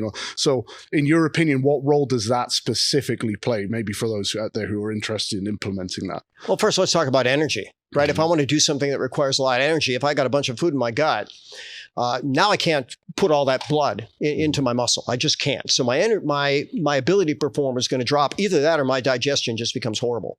So you think about the extreme fight or flee, a zebra, if a lion's coming after it, first thing it does is it dumps, right? It's going to drop about 4 or 5 pounds. Not socially acceptable for us humans, right? So one, you're not going to have the energy to suddenly really perform at a super high level. But then we got this term called autophagy, and even more recently, mitophagy. Now, autophagy literally means to eat oneself. And, then I'll even go to another thing called apoptosis, right? So I think we understood apoptosis before we understood autophagy before we studied mitophagy. So there's a couple ways a cell can die, and there's necrosis, and it dies. And so my analogy for necrosis is someone walks in with a backpack bomb on, blows himself up, and there's a lot of collateral damage. Necrosis does that. It's going to create inflammatory process. It's going to create toxicity. A bunch of people need to come in and clean up the mess. Autophagy is the cell says, I've done what I'm going to do, or either that or I have something flawed where it's not, where I can't reproduce. Very, very simply, if I reproduce, I put the entire ecosystem at risk. So my analogy there was the Eskimo that goes out on the iceberg and says, I'm going to go feed the birds or the fish. And you just say goodbye to your community and you go out and you go to sleep and everything is recycled into nature. That's what autophagy is. Now, mitophagy is the destruction of mitochondria. Now, we know that mitochondria have their own unique DNA. We know that it's basically from our mother, so we get our energy from our mothers. But mitochondrial DNA is 10 to 15 to 20 times more vulnerable to oxidative damage than nuclear DNA. Now, when you change the DNA, you change the offspring. So now what happens if I create a bunch of ineffective mitochondria? Do I want those reproducing, or do I want mitophagy? Do I want the herd to be thinned of the weak characters? All those things happen. So now back to intermittent fasting. It is a trigger, as long as you don't go too far, for autophagy. Now, the journal Carcinogenesis, 1999, this is the first time I found this in the medical literature. Carcinogenesis, carcino like cancer, genesis, the origin of, found out that in a calorie-restricted state, when the body has to feed on itself, the first cells that are fed upon are premalignant and malignant cells. Isn't that fascinating? The body doesn't say, oh, I'm not getting enough calories. Let me take a piece of my heart. Let me take a piece of my brain. Let me take my liver. Let me take my kidneys. Now, it might take some muscle, but what are my muscle cells is going to take? The ones that aren't healthy. Mm-hmm. And now that's the magic. Now, there's an author, David Sinclair. He's a researcher. He's a Harvard brainiac. I don't agree with everything that Dr. Sinclair says, but he says some very fascinating things. His theory of aging is the disinformation theory of aging. If our cells have the right information, they make the right healthy choices. The first step in cancer is a breakdown in cell-to-cell communication. Now, when we're healthy enough and have that level of communication, the body says, this cell isn't healthy. If I got to sacrifice one, I'm taking that one out. And intermittent fasting can do that. Now, some of your listeners may be familiar with something called the ApoE genotype. And there's a 2, 3, and a 4. And we get one from our parents. So we could be a 2-2, a 2-3, a 2-4, a 3-2, 3-3, 3-4, 4-2, 4-3, 4-4. They call the 2-2 the longevity gene, the 4-4 the death gene. You got to be very careful with fats and things like that. But if you're a 2-2, a 14-hour intermittent fast kicks in all those beautiful benefits of autophagy, mitophagy, longevity. And that's the best you can be. 2-2 is your that best marker, 14 hours. Just to clear up the word fast, sorry to kind intermittent fast, stop here. Are we talking since the last meal time? So does the timer begin when I finish my last meal? Yeah, it does. Okay, because not every people will interpret that differently, right? Okay. They'll say, oh, well, food is digested in the gut for X amount of hours and then the fast begins. So I just wanted to last meal so that last people meal. can understand. Yeah. That's all. Sorry. And by the way, when the simpler the meal, mono meal, the faster it goes through the digestive tract, the better off for your overall system, mostly. But then for the ApoE33, which is the most common, 60%, that happens to be me. Now you got a 16-hour intermittent fast. If you're a 4-4, you're talking 18 hours to maximize those benefits. So, we want to customize it for where we're going. But keep in mind, a power athlete or even an elite athlete in training, no, that's not going to work for them. We're not going for catabolism. We're going for healthy and appropriate anabolic process, whether it's just rebuilding or even building stronger and more. Sure. And do you think that's where, we don't want to encourage bad habits here, because what happens when you give very driven people an inch, they'll take a mile, right? But there is a physiological level, and you please correct me if I'm wrong here, a lot of the pathways that lead to anabolism and the type of outcomes a lot of people want, like mTOR and all that type of thing, are almost in opposition to AMPK and a lot of the other pathways that you're talking about, perhaps there, which lead to longevity. So then it becomes, how do you balance them? You know, how much do you allow yourself to favor one way for how long, and all that type of thing. Right. So there's certain pathways we don't want to push, you know, so there's one thing that won a Nobel Prize in medicine for research was telomerase. And so the ends of our cells, our chromosomes, our DNA has a cap on it, a protective cap. And probably the best analogy, I see you wearing, you know, shoes with strings and a cap. The telomere is the protective cap on the shoelace. And with each cell division, that cap shortens, that cap shortens, that cap shortens. And then suddenly they call it the Hayflick limit. When the telomere can no longer protect the DNA, then the cell's done. It can't divide anymore. Well, telomerase actually keeps it around longer. Now, here's a problem. Cancer activates that. It has an unlimited number of divisions or doublings. And so is that risky territory? I'm going to suggest it just might be. You know, and David St. Clair, you know, he says if we live another decade, it'll be consistent to see people going to 150. Well, interesting thought. My mentors told me decades ago, if we all live long enough, we're going to give into one of two things, a hormone-related cancer or neurodegeneration, right? Who wants that? None of us. Now, what about hormone-related cancer? Well, xenoestrogens are driving it in men and women. There's estrogens in plastics, pesticides injected into animals. The new term is metalloestrogens, lead, cadmium, mercury, tin, nickel, tin. They can bind to the estrogen receptor in a way that promotes cancer. And we come to realize we created this. You know, in 1860, U.S. statistics, morbidity and mortality, the death rate from cancer, I might just ask you to guess, because I don't know if you're aware of that stat. What was the U.S. death rate from cancer in 1860? What would you guess?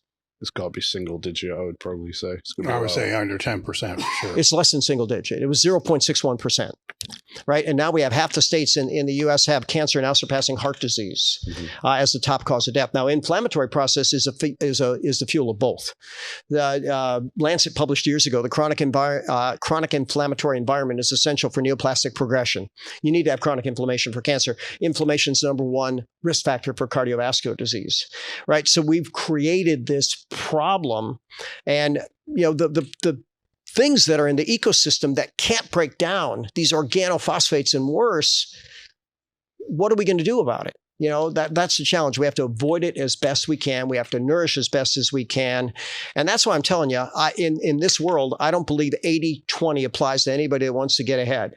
I think 90-10 keeps you maybe in check, unless you're some genetic freak. You want to start making progress, then we start going up from there. And I am totally in favor of 7 to 10 days, twice a year, people going as close to 100-0 as they can. Don't intoxicate yourself. Don't stress yourself. Move in a beautiful and meaning way. You know, go on that intermittent fasting, everything all organic, strict elimination diet, optimize everything. That's going to be a hard pill for a lot of people to swallow. So, well, I'm going to deviate from that for a second. People either are in enough pain that they're willing to change, or they're not. Your crowd is different than my crowd.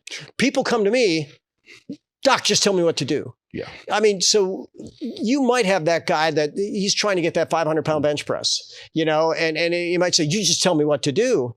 But what if that telling him what to do was fixing all the stuff I'm talking about too, right? And I think it could be. I think it could be. I suppose that was kind of going to be a follow-on point, which is that, you know, a lot of our listeners are kind of pursuing what I would kind of class as like super health, which is like, you're not, or is it super performance? Well, which one is it? You're trying to achieve something that the human body has to be performing at a super high level to achieve, right? Yeah, but we know super health doesn't have to go together with that. So there's enough PEDs that someone can get a short-term victory, and then there was that study years ago with the Olympians, right? I forget, it was over 50%. If you could take a drug, guarantee a gold medal, and you die, would you do it? The vast majority would. That's crazy in my book. Sure. Of course, I'm not wired that way, but I guess the point I'm trying to make is, do you think there's just a bit of a disconnect in that kind of population where they don't really see how what you're talking about can bridge the gap to improved performance? Most of them, I'm sure you're correct with that, right? But when we go with my Hall of Famers, and I've treated a bunch of them, they dot every I, they cross every T. Someone can be an MVP, someone can win a championship, but if they want longevity, the sooner they start on that path, the better. We were at the Swiss conference, and I was working on an athlete. His shoulders were a train wreck. And what's your goal? Well, I want to compete in one more powerlifting contest. And okay, cool. Or I don't want to put a goal in your head, but how about instead of next year doing that powerlifting contest, we spend a year making sure that we fix all the biomechanics and the structure. So maybe you have 10 more years of powerlifting. Sure. Which would you prefer? I want to do my best to honor everybody wherever they are without judgment. And sometimes if I see someone killing themselves, I have to really step back and center myself and say, it's their process, it's their journey. I don't want to be judgmental. Just because I'd make a different decision doesn't necessarily make it wrong for them. Now, keep in mind, if they have a wife and kids, I might try to go the extra mile and say, it's not just you anymore. Yeah, for sure. But I guess the way that I've tried to word it, and I'd appreciate your intakes on this, is kind of like with the stuff that you're talking about, the healthier you are to start with, the more you can probably get away with pushing that red line for longer before your general health gets to a point where it's going to stop you. And then you're going to have to take that step back and realign those health priorities again before maybe you push that red line again. Whereas if you're unhealthy to start with, there's not going to be a lot of extra stress your body can take before it starts going, no, this is done now. And I think that's where maybe people just need to take a broader scope to how their training is and their performance is going to be, is that, are they really ready? Is their body even in a place where it can be redlined and pushed hard, if that makes sense? Like you've mentioned about lifters not being ready to start their prep, for example, and I think we don't think about that side of it enough. Well, boy, there's so many things I can think about that. Well, you know what? I'll let you jump in, but it's better, right? Sure. It's from what I've seen over the past 30 years is that concept didn't even exist 20 years ago. It was just, there was no off season. There was no in season. There was no prep. It's still the word like contest prep for a powerlifter is kind of like weird to me still. Sure. Because it's kind of like always powerlifting where at this point now they're, if they're using PEDs, they're trying to, get those issues that get blown apart resolved, before they go into their prep. If they're hurt, injured, shoulders messed up, backs messed up, they're going to use that off season to be able to take care of that. That's about where it ends, because once we start getting into this is where your training should be more hypertrophic, that's when it begins to break down. But when you're adding all these other components can be added during that time. So it's making snail progress, from what it used to be. This concept of red line, and I want to address that from a moment, and we'll start with the elite, because I'm fascinated by Navy SEALs. I've read probably 10 books by Navy SEAls, and Navy SEAL sergeant might go up to a whole group of recruits and says, your mother thinks you can do 2 of 10 about what we're going to ask you to do. You actually think you can do 4. We know that today we can take you to 8. And we want to prepare you that on moment's notice, you can get to 10, you can get to that red line, right? So we dramatically underestimate what we are capable, and we never know until we're really pushed to that limit. But, they have this term that's getting popular in the medical literature called metabolic flexibility. Could you just stuff yourself with a bunch of crap and not pay a big price? Well, you're metabolically flexible. Could you not eat anything for 2 or 3 days and not pay a big price? You're metabolically flexible. Someone gets sick if they combine one wrong food. They're not metabolically flexible. Their digestive system's totally shot. We can throw that into training as well. Do you have to be in such a tight little bubble that any deviation and you're going to risk an injury? Clearly, that's a problem. And that's where guys like you with the accessory movements and things that nobody ever thought of, and deloading with chains and bands and loading. I mean, that's brilliant. And where do we go with that? If people want to achieve the best, figure out where you want to go. And I'll go with Tim Hallmark, and he was Evander Holyfield's trainer for a long period of time. And I said, by the way, the first time I saw Evander, he brought 20 people in. Right. I mean, we canceled the whole morning to see him and everything coming in. And I'll tell this story because he was and I don't want to throw Barry Sears under the bus, but I will throw Barry Sears under the bus. He wrote the book, The Zone, and he did a consult with Evander, and he says, you just need your macros right. So Champ's in my office, and we're working on them, and he says, I'm getting hungry. I said, you want a protein shake? Really healthy, grass-fed, organic whey shake. We had him back then. He says, nah, let me call my team. So he calls somebody. He goes, hey, give me a Whopper with cheese, French fries, and a Diet Coke. And I just stopped him right there. And I called in his trainer, and I called in everybody else. I said, Champ, what did you say you wanted? And he said, I want a Whopper with cheese, French fries, and a Diet Coke. I said, you want to win this next fight? He goes, of course. I said, that's a step in the wrong direction. And he says, what are you talking about? I had a consult with Barry Sears. He says, as long as I only eat half the bun, a couple of French fries, don't worry about the Diet Coke. And, Evander, I still get texts from him now and then. One of his challenges was he had way too much acid. And he was so lean, right? I mean, 4% body fat, all this big mass. His arms would get tired. He'd get that lactic acid burn. And in those late rounds, it was a hard time keeping up and getting those shots off. I said, Champ, one of the things we need to do is alkalize you. And there's nothing in that's alkalizing you. And if we do this, here's been my experience with other elites. If we really go after it every waking hour, body's response to frequency, duration, intensity, quality, and timing of stimuli, taking nutrients. And I learned this with Evander, so I'll deviate this story too. I told him, I said, Champ, take these every hour, right? Every hour. I didn't say every waking hour. Comes back a couple days later. I said, Champ, how you doing? He said, I'm feeling better, but I'm tired. I said, why are you tired? He says, I'm up every hour taking these nutrients. So a couple tips there. We got to be good in our language. But the elites, when you earn their respect, and I showed them a huge difference before and after. Kinesiology is powerful with that. Holyfield had a neck flexor that was so weak, and I kind of put him in clinch. I said, what if I come up in an uppercut and catch you like that? He says, you'd knock my head off. I said, would you like me to fix that? He said, yes, please. Right. And then we do a few kinesiology things and showed him we can make it strong instantly. He said, okay, I'll do whatever you say. Right. But anyway, so feeling better, we alkalized him. He didn't have that same level of arm fatigue in just a matter of days. And we can make big differences if we do the right thing in the right amount at the right time. Yeah. So that's what we always want to do. So boy, that was a long tangent on that. For sure. Another topic I wanted to cover with you would be, I suppose they would fall under now the kind of topic of like biohacks, right? So we're talking things like infrared sauna. I've seen you recording videos in your sauna. I'm not sure if it's infrared or whatever. It is. Cold plunges, I've mentioned fasting. I don't really think that's a biohack as such, but red light therapy, all those types of things. Where do those fall in this kind of spectrum here of people who are trying to improve their wellness? Are there any that are worth people's time? Are there some that are just absolutely not worth people's time? How do you see those type of modalities? Well, what we're looking for is a result, right? And so, what would be the top biohack? How about a good night's sleep? What would be the next? How about, Og Mandino wrote a book called The Greatest Salesman in the World. And he talked about love. And he said, and most of all, I love myself. For when I do, I will zealously inspect all things that I allow to enter my mind, my heart, my soul, and my body. Well, that would be loving yourself enough to zealously inspect all those things.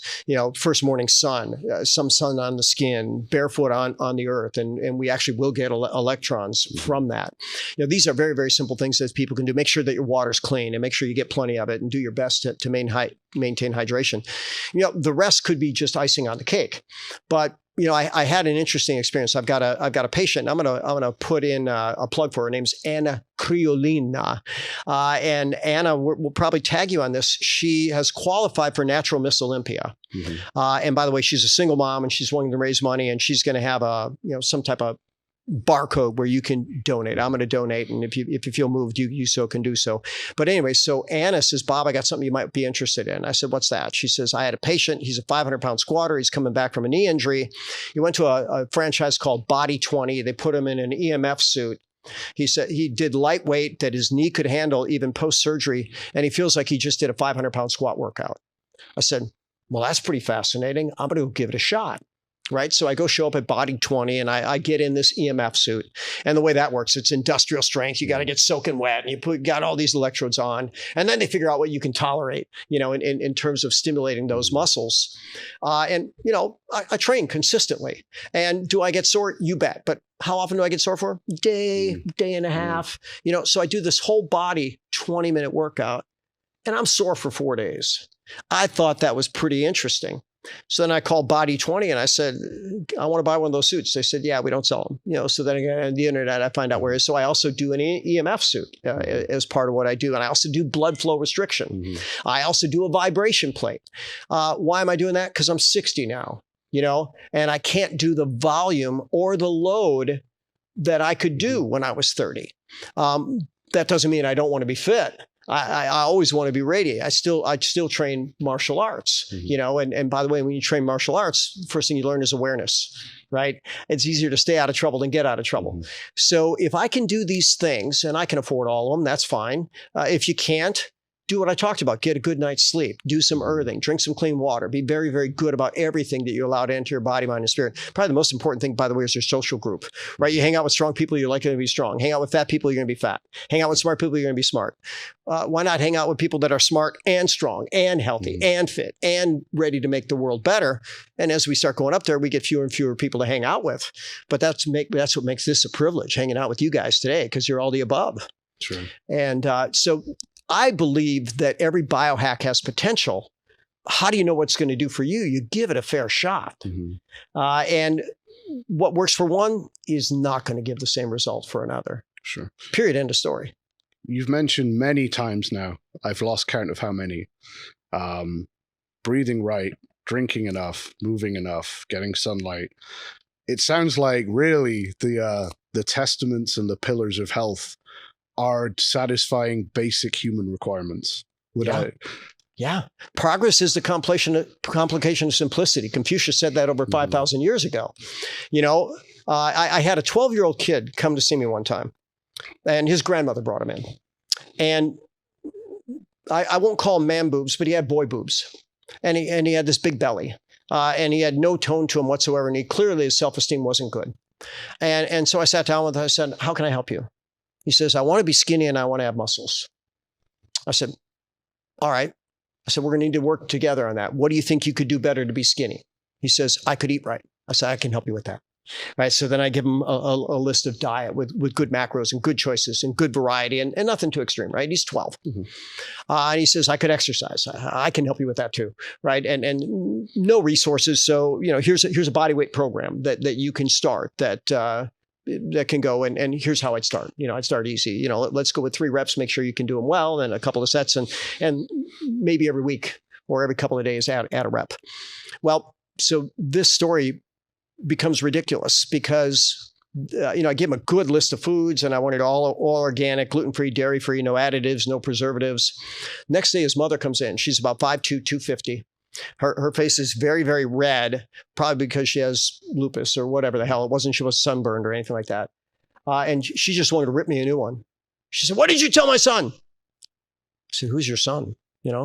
She says, well, he came in with his grandmother yesterday and you told him to eat something and exercise. I said, okay, what's your question? She says, what am I going to feed my son? I said, I gave you a whole list. She says, there's nothing on there we can eat. I said, why is that? She says, it's not in our budget. And I says, do you have a few minutes? She says, why? I said, I'd like to do something for you. I have a couple simple in-office tests. I just for the fun of it, I'd like to see what your blood sugar is. I'd like to see what your blood pressure is. I'd like to see your cholesterol, your triglycerides. You probably wouldn't be surprised. She was a full-blown diabetic, extreme hypertriglyceridemia, low HDL, blood pressure was ridiculous. It's like, what the heck? I said, this path that you're on is not going to be good for you. And we need to start turning that around now if you ever want to see grandkids. But I'm worried that your son's even ahead of you in this process at this point. I'm going to encourage you to seriously consider this. Well, I never saw her again. Maybe at that date, it was too big a paradigm shift for her. Maybe somewhere down the road, she got it. I hope that she did. But yeah, progress is the complication of simplicity, even in training, right? Now we've got elite training people that need elite training protocols. But my first grandmaster told me this. He said, if you need any more than your body to train your body, you don't understand your body. And I thought about that and it's like, doggone, if you guys, how much contraction could you develop isometrically or eccentrically or opposing muscle groups? And supposedly Charles Atlas built a lot of his physique that way. When you have that mind-muscle connection, listen, I'm betting you can do a ton without any equipment. There's a guy, Coach Paul Wade, and I think his book was called Convict Conditioning. Mm-hmm. And when he was in prison, he had nothing to train with. So he did body weight, including like hanging from his, whatever he could from his cell and doing pull-ups with a very slow cadence.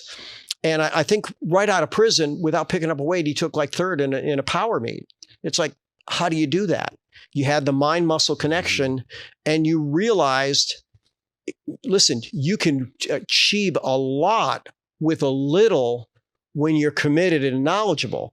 Now, when we start throwing in all these accessories that you guys have, I'm looking at your safety squat bar. I bought one from you in the 90s when I tore my rotator cuff. It's like, doggone, I can't get under a bar anymore. Great name, Under the Bar, right? Mm-hmm. And where you find some of those videos, I can't believe it. But, that safety squat bar, what a gift. How powerful. And was that your original design? Where'd that come up from? The original design was the pad was shorter. It wasn't as wide, and the problem I was running into with the original design, because same boat that you were in, I can use a straight bar, is the compression was too much right over the spine. It wasn't displaced across the whole upper back. Because remember, the pads were like this big, and it was also a smaller pad. Yeah.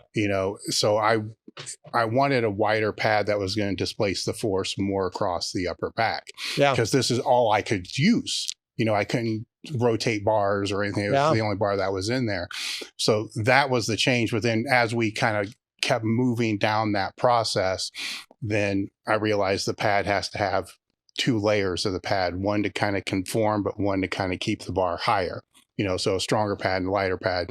And the pad ended up actually for a while being the most expensive component of the whole thing. And then there was just a slight change, in the angle to the other ones that were out there. So it wouldn't, I didn't want, the other safety squat bars have the component that it's going to always try to flip you forward, which has its benefits, for building the upper back. But if it's all you can squat with, and that's it. Yeah. That's a component I didn't want, because that's just going to bust the shit out of my upper back and thoracic. So over a period of a year or two, we kind of re-engineered what was already out there in a way that became a bar that I could squat with every single week, the same way I could a straight bar with deloads and stuff like that. The intention for it to actually do well in the market was never one of the intentions. It was, I love to squat. Yeah. So it's the only exercise I really like to do is that, and so now it's been a process of what other bars can I create that I can still squat with. Is it not the saying, like, necessity is the mother of invention or something like that? Yeah. So. Well, I'm going to chuckle at you loved every squat. Do you know Fred Hatfield's quote? Mm-hmm. Dr. Squat, he said, in my life, I've done 100,000 squats. Mm-hmm. Here's the next line. And I hated every one of them. I find that a very fascinating quote. No, for me, it's the opposite. I'd rather you love every one of them, right? Yeah. So, well, it's the strain that comes around with that. Yeah. So there's so many components of it that I haven't been able to replace with any other movement. You stand up with it and it's heavy. That doesn't necessarily mean you can't do it. Yeah. The metaphors to life are incredible with all that. Just because it feels heavy doesn't mean you can't do it. Right. Or you can't get through it. And then on a squat, when you strain, on the deadlift, I suppose, is another one. But a lot of movements, when you start to strain, you're not going to be able to strain for very long to kind of keep it moving. The squat, you can hit that straining point, and as long as you don't give up on yourself and you keep pushing through that, a lot of times you can come through. Well, I want to talk about that energetically, right? Because we have 4 energy systems. So we've got stored ATP, we've got creatine phosphate, we've got anaerobic glycolysis, and we got fatty acid oxidation. And in theory, you shouldn't be able to go beyond, maybe a little beyond 6 seconds. For a max lift, because that's when your fast energy ends. ATP is instant, creatine phosphate, 1 enzyme step, anaerobic glycolysis, 10 steps, making lactic acid. So that's a problem. So, when you say you can strain long enough, not on a max effort, maybe on that final rep, you can eke it out. That one this will rep be on a heavy single. Yeah. Because that's triples and the singles are what I'm talking about. Yeah. Right. So all my training protocol is based upon how can I do those singles and not kill myself, in the process, so there's a lot of other things I have to do to be able to be ready to do that and then still recover from that. So it's the anchor of my training, which good nor bad, it is what it is.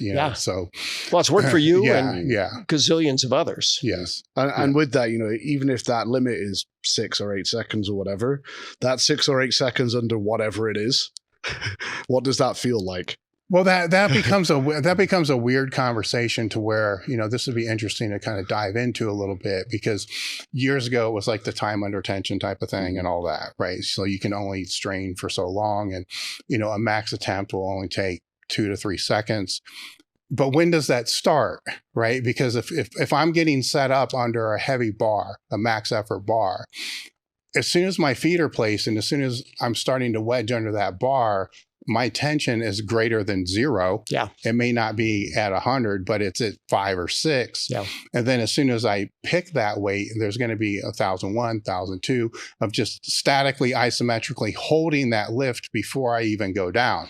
And in a way, I'm letting that weight transfer down to the floor through my body and all that before I move, because I don't want leakage. I don't want things moving through there. And then if I time that whole thing, I actually did this with John Russin, because we had this conversation when he was out. That one rep is 15 total seconds of tension, from the time that I'm set and I'm up through there. Now it's all different tension. Yes. Right? Yeah. Because that static is going to be different.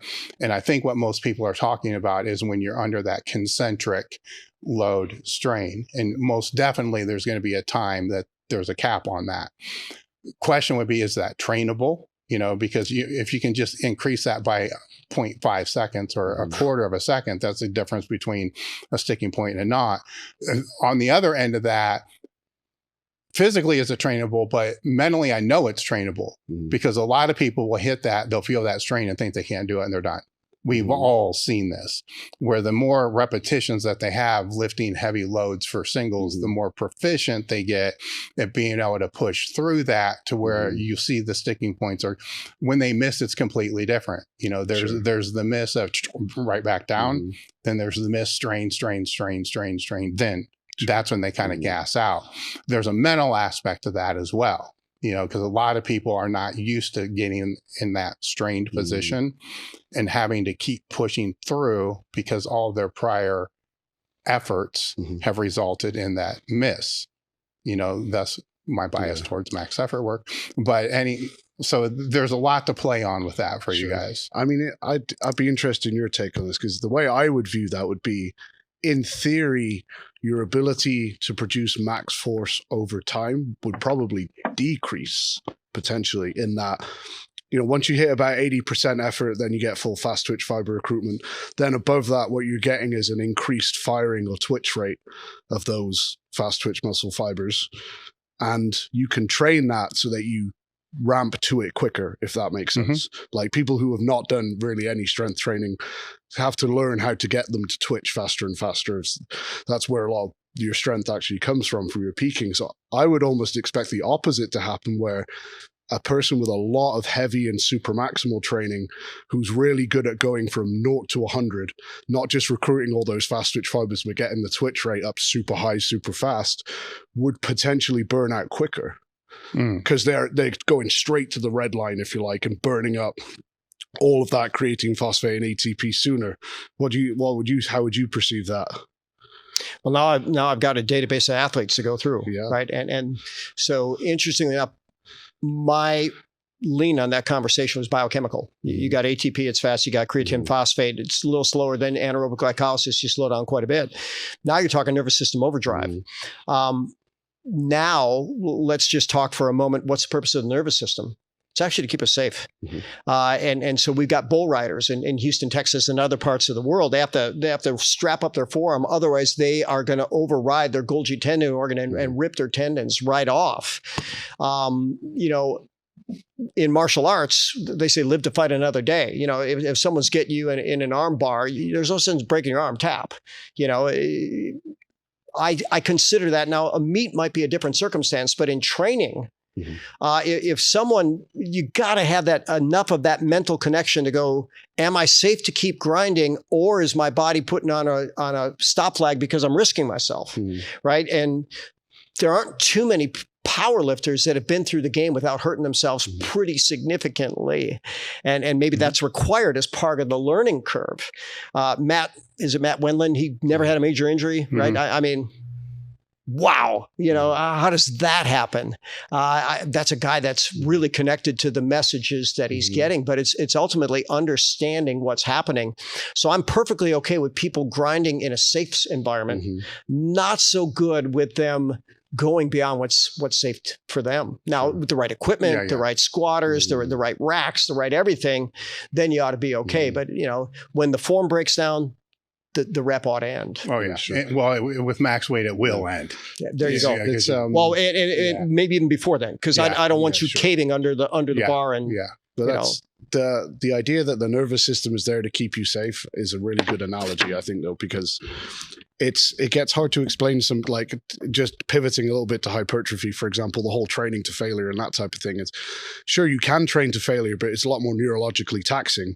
And the way that you're framing it there with the nervous system aimed to keep us safe is a great way of framing it, because the closer we're getting to task failure, the more we're having to have that nervous system go against its kind of main primary purpose. We can override in extreme circumstances. Yeah, we're having to put an increased stress on it to just, keep going regardless. It's worth, the task needs to be completed regardless of what you think are safety, which is why, the last 5 or 6 reps of your set are what get you the results, but that actual failure rep is going to be like disproportionately more fatiguing than the rep before it, and the one before that, and the one before that, and so on and so forth.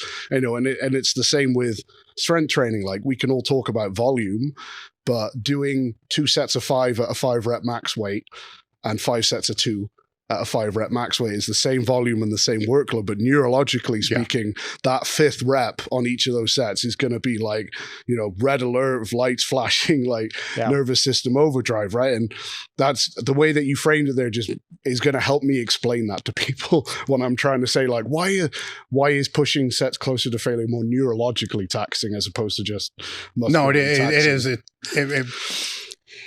It reframed it in my mind, is the same way it did yours, from the standpoint of this makes this easier to explain to people, right? Because they're going to see it the inverse, right? Like, I need to train this to be able to red line longer, better, whatever it's going to be. But the whole point of the red line is kind of what we're trying to avoid, right? That's for the meat, Hopefully not, hopefully you're going to make all the weights easier. I want to take this to a more broad topic, because when we speak of stress, it becomes hard to define. So I'd like you to define that, right? Because a lot of these words that are surrounded with training and just everything in general, just very basic words that can mean a million different things, without context. And when you're dealing with stress, it can have its impact on, the physical health and all the other 13 components that you're speaking about. Sure. But those components can also have the impact on the mental health, which is the stress. So there's a synergistic reaction there. It's kind of not a chicken or an egg thing, but a lot of people are that I see today are trying to make it this chicken and egg thing. Like, you can't have that mental health if this isn't all set. And if your mental health is all set, then this is going to be a wreck. It's this rabbit hole. So how would you define that stress from that mental standpoint? And then what are the steps to go about reducing that to a point of, somebody's solution would be, I'm just going to watch Grey's Anatomy every day for 5 hours and just chill in bed. Yeah, different kind of stressors there. So we get to, to the technical part. There's eustress, there's distress, there's good stress, there's bad stress. But now when you start talking about mental stress, I might just ask, where's the mind?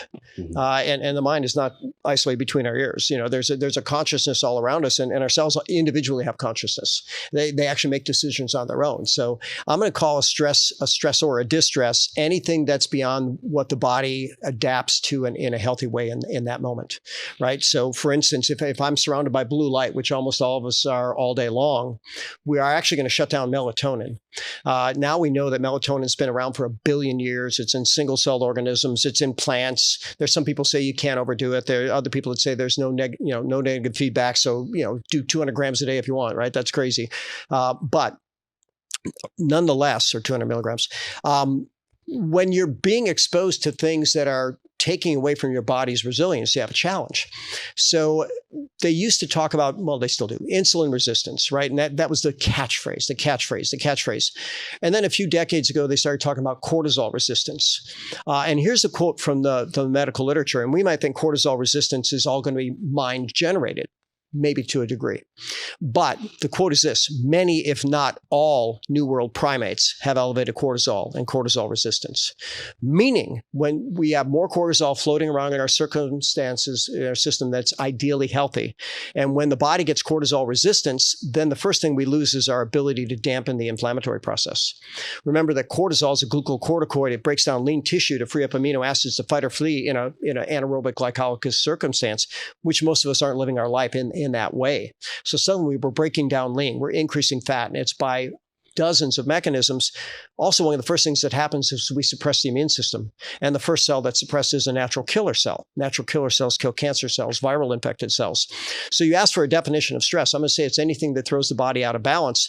I'm not going to just leave it at mental stress, because we have intoxicating stress. We can have physical stress, and I would suggest the physical stress of inactivity far exceeds the most people's physical stress of activity, unless there are extreme circumstances. You can have emotional distress, relationship. You can have financial distress. You can have spiritual distress. And so we are in a cesspool of stress. And it seems that some people want it that way. Mm-hmm. But there's a wonderful philosopher. His name's Tom Morris. He wrote over 31 books. I affectionately call him PhD, my favorite author, PhD in philosophy and religion. He said, I want to know what man was thinking. I want to know what God was thinking. But he wrote a book called The Oasis Within. It was this, I think, a 2-year-long daydream that led to over 8 volumes and 1 million words. But there's an uncle, traveling with his nephew through Egypt in the 1930s, 1934, 35, just at about the rise of Hitler. And Hitler comes into the play as well. But nonetheless, they're going through this very arduous journey through the desert, and they stop at an oasis. And everything's perfect in the oasis. And the nephew looks at the uncle. He says, Uncle, this is so beautiful here. Why would we ever need to leave? Then his uncle looks at him. The secret to life, my wonderful nephew, is learning that we all have an oasis within. And when we learn to access it, we can create peace and this response wherever we are. And that's some of the wisest words that I ever read. So it's a very long answer to what you said. Mental stress is certainly part of the game. Daniel Amen, who's done 200,000 brain scans, he talks about ants, automatic negative thoughts, and how they calculate this. I don't know. Supposedly we have 60,000 thoughts a day, and 90% of them are the same as yesterday. And for far too many people, the vast majority of those are negative. Now, why would we be wired for negative? Our nervous system is designed to keep us keep us safe. And so if I think you're going to kill me, okay, we're not going to be sitting this friendly. In fact, I'm going to go, I'm stepping away, right? And we want to have that level of sense. But there's also a part of us as we go through life. Some people might call it street smarts. I interviewed a guy the other day that had magnificent street smarts. You probably have that to some degree. You look like you have it to some degree. I hadn't developed that to the degree I'd like to. My childhood was mid-America and fairly easy. But these people that grew up in tough neighborhoods, they can smell a rat a mile away, and what a skill set. But, if we're actually connected and going through the world with a good feeling and not walking around like a victim or being foolish and being aware of our surroundings, I think we can all be okay. But that long answer is, I like a stress reset. I use melatonin because they found out melatonin has receptors on the adrenal glands, and it actually buffers the drive of ACTH directly from the pituitary. I use theanine across the blood-brain barrier as a natural GABA facilitator. That'll calm the mind. And then I use reishi, also known as Ganoderma, which they actually call it the herb of spiritual potency, but it took them until 2022 in the medical literature to find out that it actually lowers the amount of circulating cortisol in the bloodstream. And if we're hypercortisol, or even if we're on the burned out side, when we give those cortisol receptors a break, we know from negative feedback from potentially performance enhancing drugs, you take too much testosterone, your receptors drop off, and sometimes to near nothing. And so, if you're running a level of 2,000 and then suddenly you cut down to 700, you feel like you got none. Mm-hmm. Whereas, if you start out with 100 and you got 700, you go, oh, the world is good. So we have upregulation, downregulation of receptors. Cortisol receptors are very dynamic that way. Really, all of our body receptors are cortisol, insulin, testosterone, estrogen, progestin. They're all that way. Mm-hmm. So that was a very long answer, but here's the deal.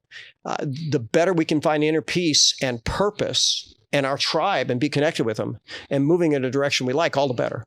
And then there's biochemical ways to step it up in terms of buffering the stress. And I do recommend a stress reset every waking hour for most people a couple times a year.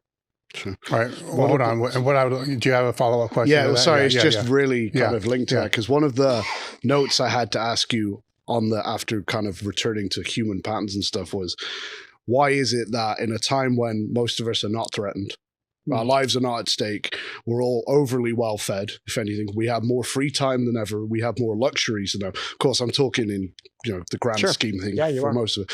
Why is it we're more miserable and non-functional than ever? Because we've deviated from nature. Yes. Even just the blue light, shutting off the melatonin.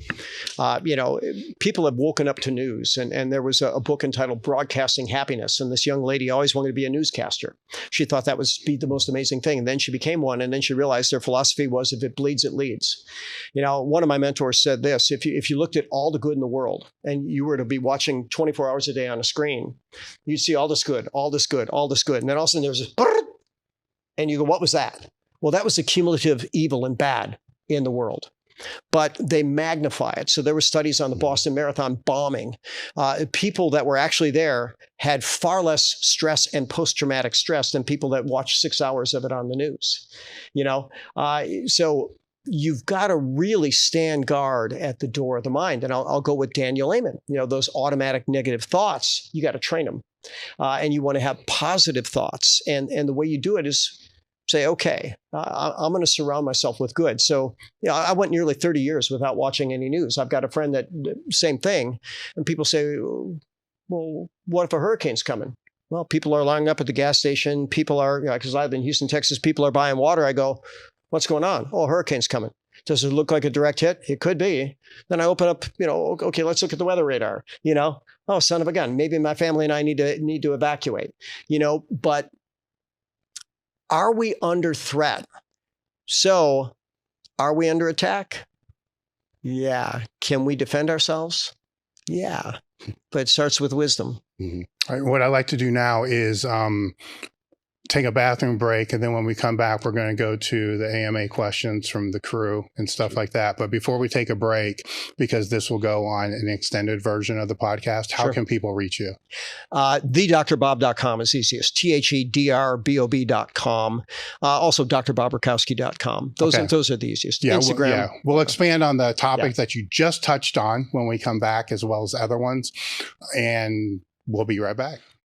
All right, guys, thanks for watching the video to the end. Make sure to like and subscribe to the channel and click here, or here for more videos.